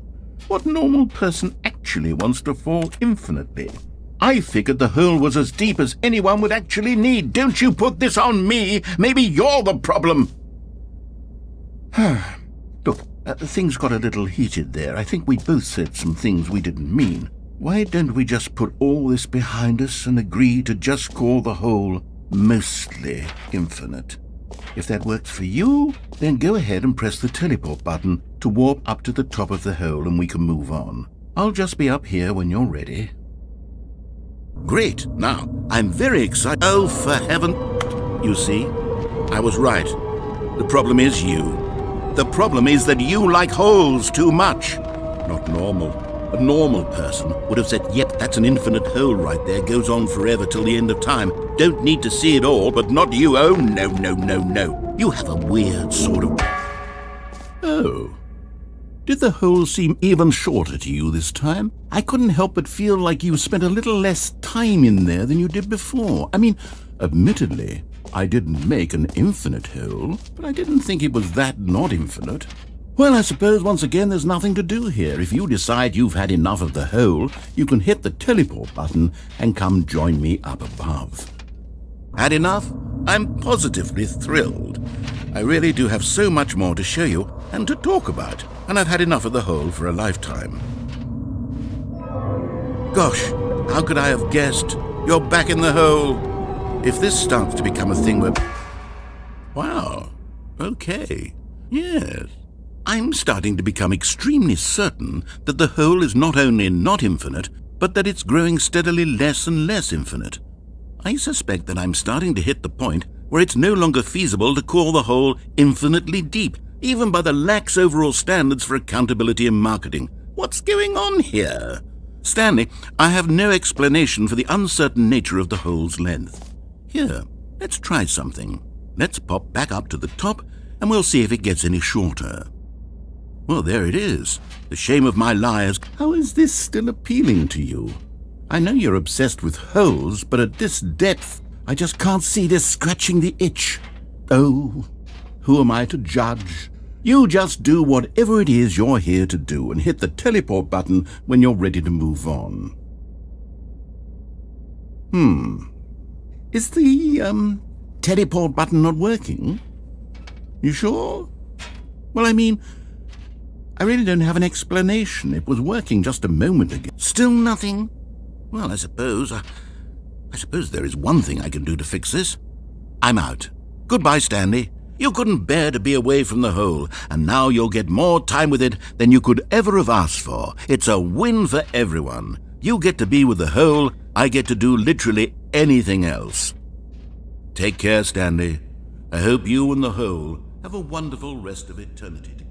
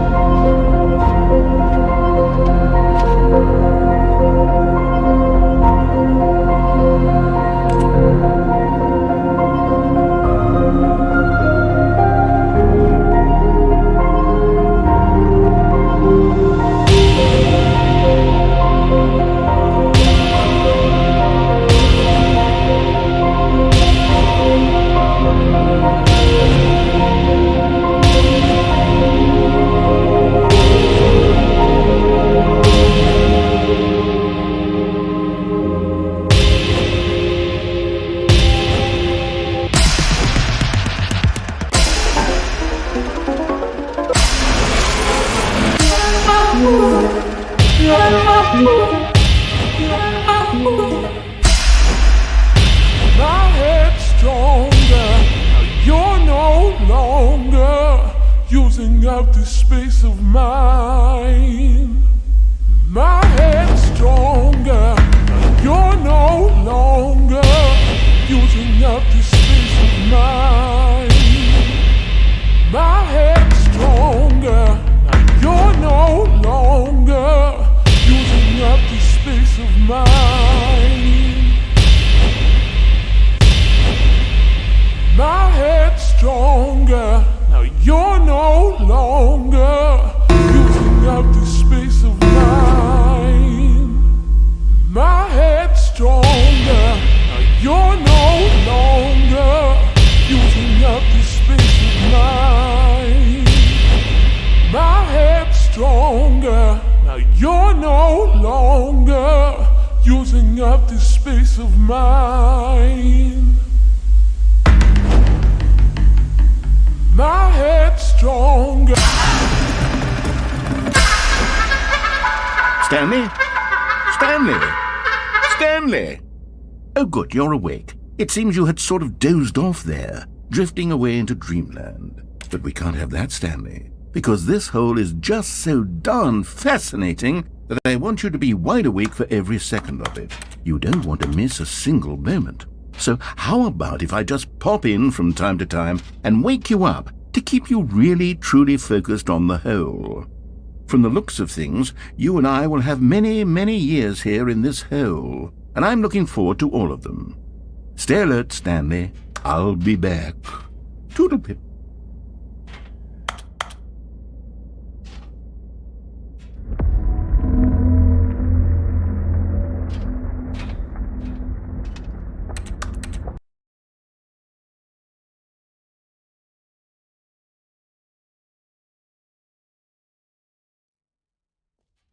Here we are. Go on, try out some of the new features.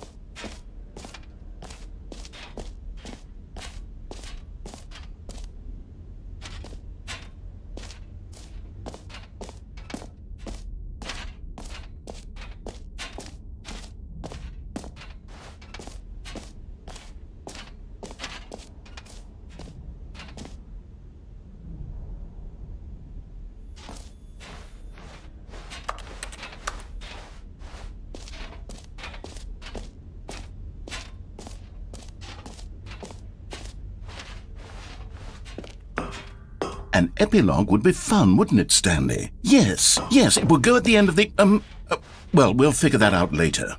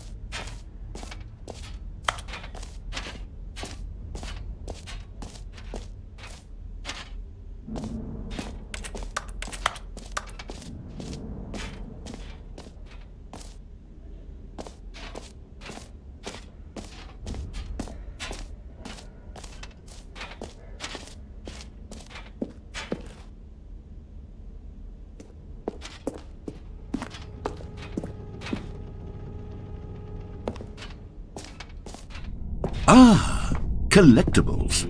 Now it's a real video game. In the Stanley Parable 2, you'll run around gathering up these miniature Stanley figurines. And what's truly innovative is that there will be no reward for collecting all of them. I don't want to stifle the intrinsic joy of watching a number go up. You simply collect all of them, and then you move the hell on with your unremarkable life.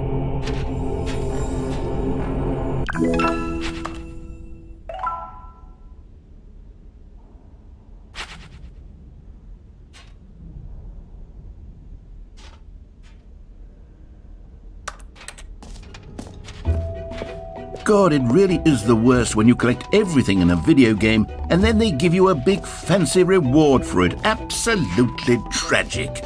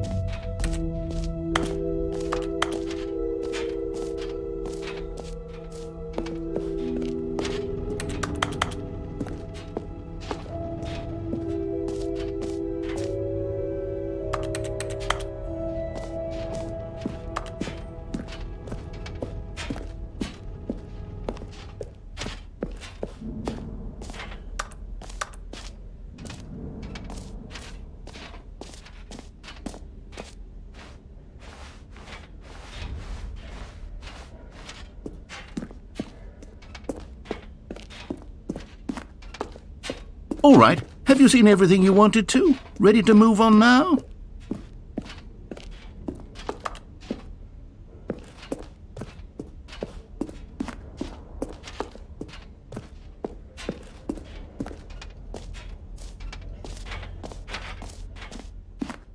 So, Stanley, what do you think?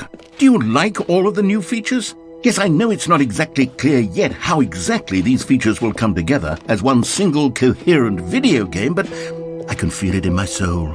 It's going to work. There's definitely a good game in there somewhere. Say, let's do an experiment. I'll arrange these new features together, and we'll see whether or not it coheres into a meaningful gameplay experience.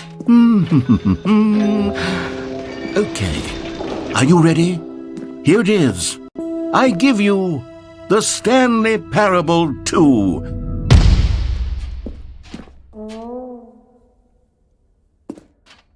I mean, there's potential here, right? It's sort of... Okay, never mind. Hold on, let me do a different arrangement. Okay, yes, this is much better. I feel good about this. Here we go. Version 2. Who am I kidding, Stanley? This isn't a coherent video game at all. It's a lot of gags. And I do very much enjoy creating gags, but they don't add up to anything. I wanted more than anything to create a sequel that would capture all the magic of the first game. I wanted fans to love it. No matter how good these gags are, they won't stand on their own. They would need the structure and the gameplay of the original. Wait, maybe that's it. I can take the original Stanley Parable and simply, insert a few of my new features into it. Tastefully, of course. With respect. With care for the vision and integrity of the original game. Would it possibly work? I suppose it could. But it would need a really, really tremendous title screen. A title screen that says with bold and uncompromising conviction, "This is the Stanley Parable 2." Let me see if I can whip something up. All right, perfect. Go ahead. Take a look.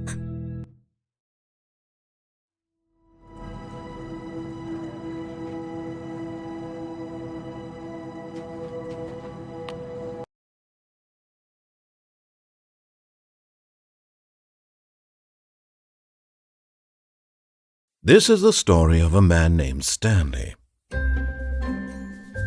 Stanley worked for a company in a big building where he was employee number 427.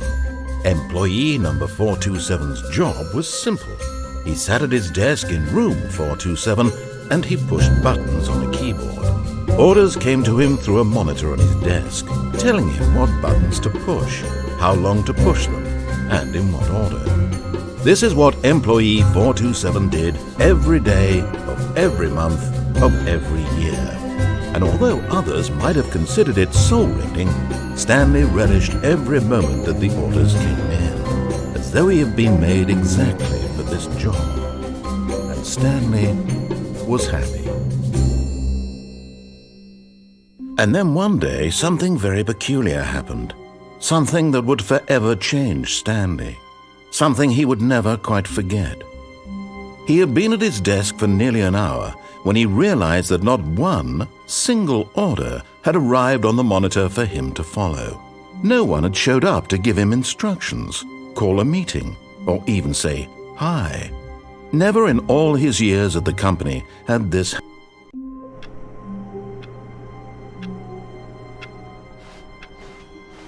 All of his co-workers were gone. What could it mean? Stanley decided to go to the meeting room. Stanley picked up the bucket.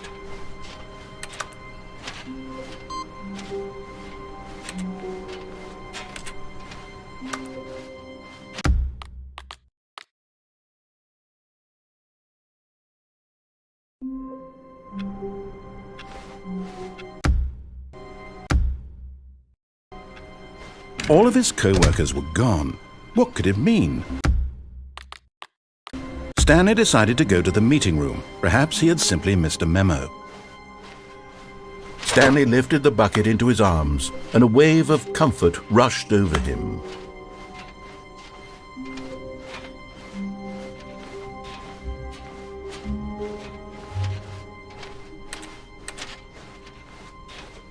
Stanley clutched the bucket tightly to his chest and entered the door on his left.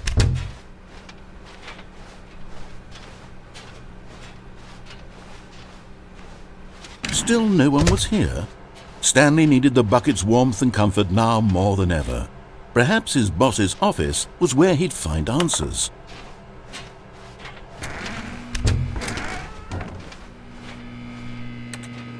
Oh, Stanley, can you feel it? The broom closet. It wants the bucket. You can feel that, can't you? The aura of jealousy? It's as clear as day. This broom closet believes it deserves the bucket. I can really feel it now. It's a bucket. It belongs in a broom closet. That's what the broom closet is trying to say here. It's supposed to go with the other cleaning supplies. Good for you, Stanley. Don't give in. Don't hand over the bucket. I know how hard it must be, given the pressure that the broom closet is putting on your shoulders right now, but you have to be strong. This is your bucket. This is your companion and lifelong friend. You can't hand it over. Oh, no. We're getting into name-calling now, it seems. Is this how low the broom closet has sunk, that it has to resort to this stream of petty insults simply in order to get you to hand over the bucket? Stanley, I never liked this broom closet for a variety of reasons, but even this is worse than I had imagined. And wait, now the broom closet has the gall to imply that you and the bucket are not truly deep and lasting friends? That your relationship is purely superficial and convenient? That your life is so banal and meaningless that you'd feel the same sort of kinship towards any inanimate object which happened to lay in your path in an even partially enticing manner? Well, I'd never. Go on, Stanley. Lay into it. Really tell the broom closet off for its demeaning comments. Expand on the wide variety of experiences you and the bucket have shared together. Go through each of them point by point.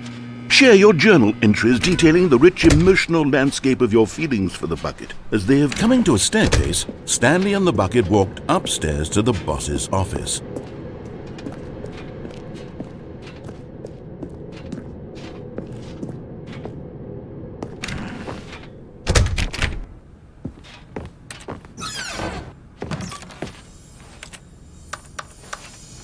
You found one of them. One of the miniature Stanley figurines. Remember, no reward for collecting all of these, only the intrinsic pleasure of a job well done. You can't buy that sort of happiness, Stanley. God knows I've tried. So, I implore you to savor each and every moment you come across one of these beautiful figurines.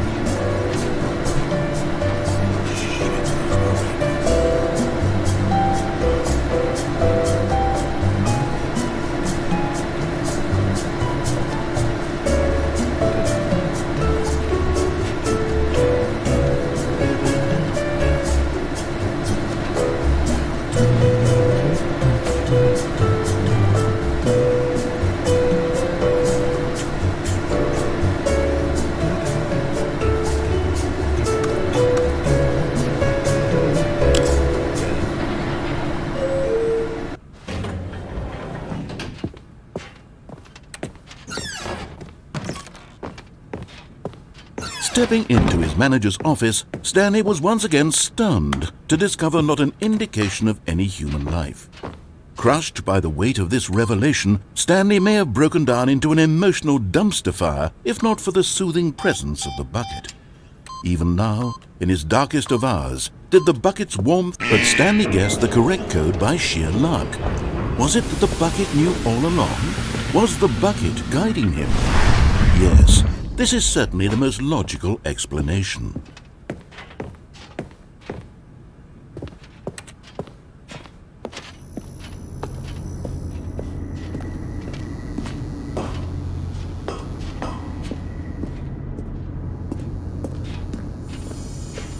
Another miniature Stanley figurine. This, there really must be a snappier name for these things. What about mini-stands? Stanley figs? Or what about Stanlerines? Yes, I think I like that. Another Stanlerine under your belt.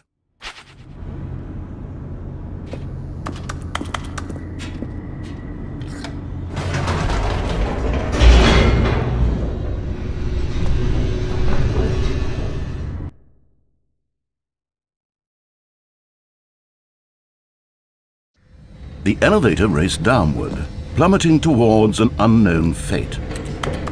It would be all Stanley could do to keep himself together, if not for the bucket. Soothing him, comforting him, reassuring that in this darkest moment of uncertainty, he would be all right. The bucket is here for you, Stanley. Everything will be fine. Stanley and the bucket walked straight ahead through the large door that read, Mind Control Facility. Although this passageway had the word escape written on it, the truth was that at the end of this hall, Stanley and the bucket would both meet a violent death.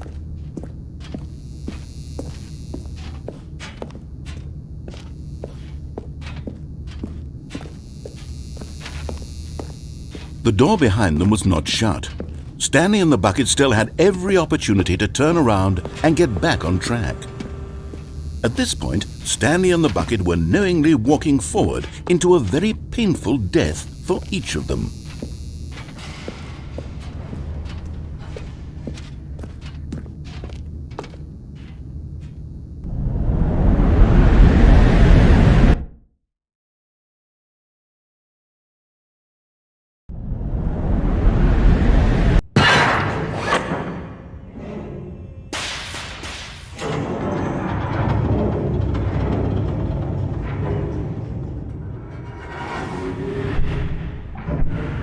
As the machine whirred into motion and Stanley and the bucket inched closer to their demise, Stanley reflected on how meaningless the bucket's warmth and comfort had turned out to be. To be sure, it puts the mind and the soul at ease to embrace the bucket, but what use is a sense of ease when you're about to be crushed to death? This is what Stanley thought to himself, and he sort of kicked himself for wasting so much time carrying a bucket everywhere. Farewell, Stanley.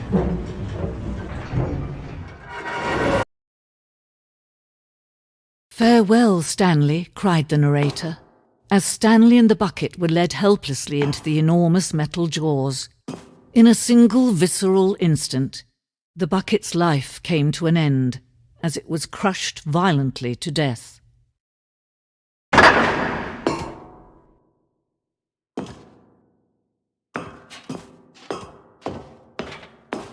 It was a shame, the death of such a magnificent bucket. It's true that all buckets are radiant in their own way, but this one stood above the rest. It was a glorious bucket to behold.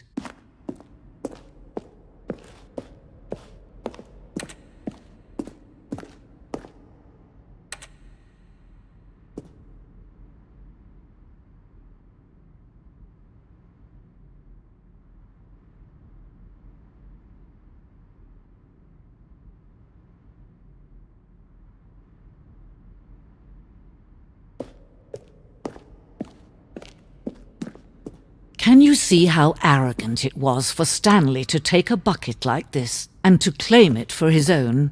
Can you see the hubris that blinded him? Can you see that the bucket is far more noble than Stanley will ever be in his short life?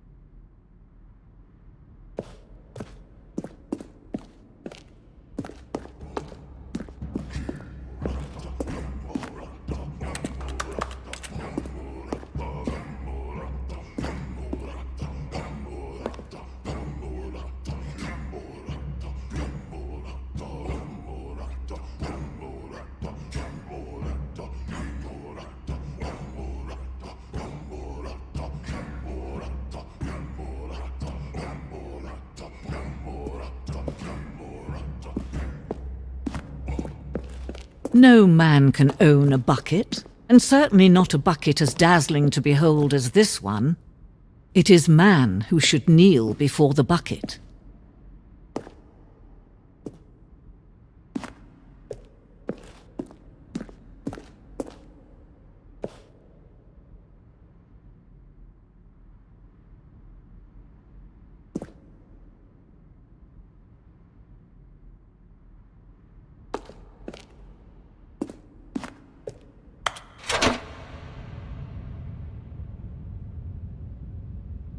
But there is something we can do. Something we can do together, you and I, that will right this terrible wrong. Let Stanley die. Let him be crushed by the machine. Don't reset the game. Don't give him another opportunity to run off with another beautiful bucket. We can save the world's buckets from their treatment as tools and implements if only we let Stanley die together. The bucket shall take its place as ruler, as leader, as commander of a new world, a new vision.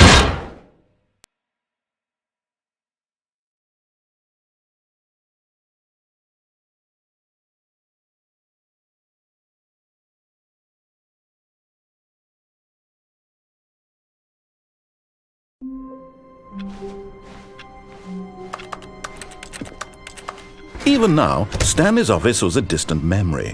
What did it look like? There was a computer, perhaps, and a painting. Was it a painting or a photo? He could no longer recall. The confusion and the chaos all seemed to melt away as Stanley embraced the bucket. Stanley clutched the bucket tightly to his chest. This was not the correct way to the meeting room, but Stanley had felt the bucket calling to him, telling him that the employee lounge was simply the place to be. And here it was. Had the bucket turned out to be correct? Was this better than the meeting room? Yes, Stanley thought to himself. Yes, no, never mind. The bucket was wrong. Stanley took the door on his left to go back to the meeting room, and so the two of them detoured through the maintenance section and walked straight ahead to the opposite door.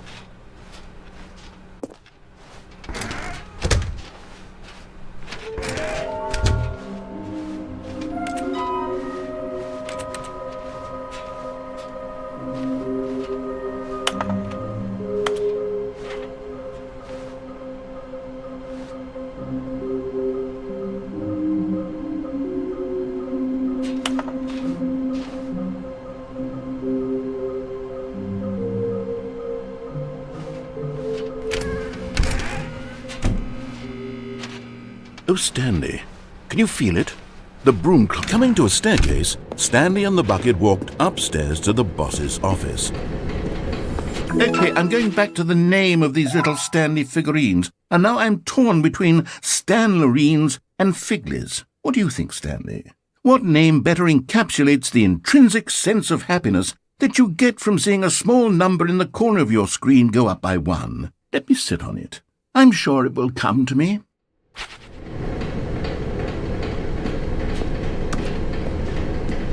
But Stanley just couldn't do it. He considered the possibility of facing his boss, admitting he had left his post during work hours. He might be fined for that. And in such a competitive economy, why had he taken that risk? All because he believed everyone had vanished? His boss would think he was crazy. And then something occurred to Stanley. Maybe, he thought to himself, maybe I am crazy. He looked down at the bucket in his arms. Am I crazy? He asked the bucket. The bucket returned his gaze, but said nothing at all. That's strange, Stanley thought. Usually the bucket is a source of guidance and wisdom for me in difficult times such as these. He held the bucket close, yet felt none of its familiar reassurance and comfort. And that's when Stanley realized, this isn't my bucket. It's just a normal, everyday bucket. Someone else's bucket, perhaps. How did I end up with someone else's bucket? This is all terribly wrong. Surely no good would come from this. Who knows what sorts of bizarre hallucinations Stanley might experience without the psychologically grounding presence of his bucket. And indeed, now he noticed that the rooms were repeating, which was, of course, very odd. And now he felt himself floating off the ground. Oh, gracious, he exclaimed. Without my bucket, I've gone truly mad. Where is it? I must find it.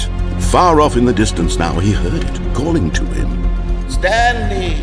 Stanley, it's me, the bucket. Could it truly be?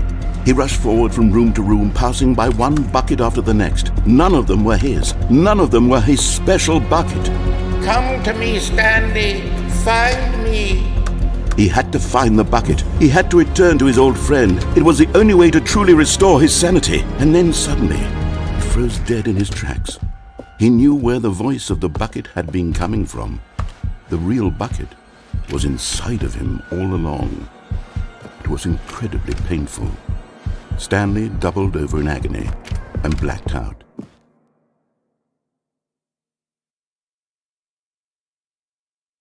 This is the story of a woman named Mariella.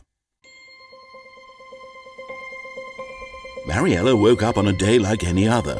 She arose, got dressed, picked up her bucket of comfort and security, and walked to her place of work. But on this particular day, her walk was interrupted by the body of a man who had stumbled through town, talking and screaming to himself, and then collapsed dead on the sidewalk. Right away, she knew what the problem was.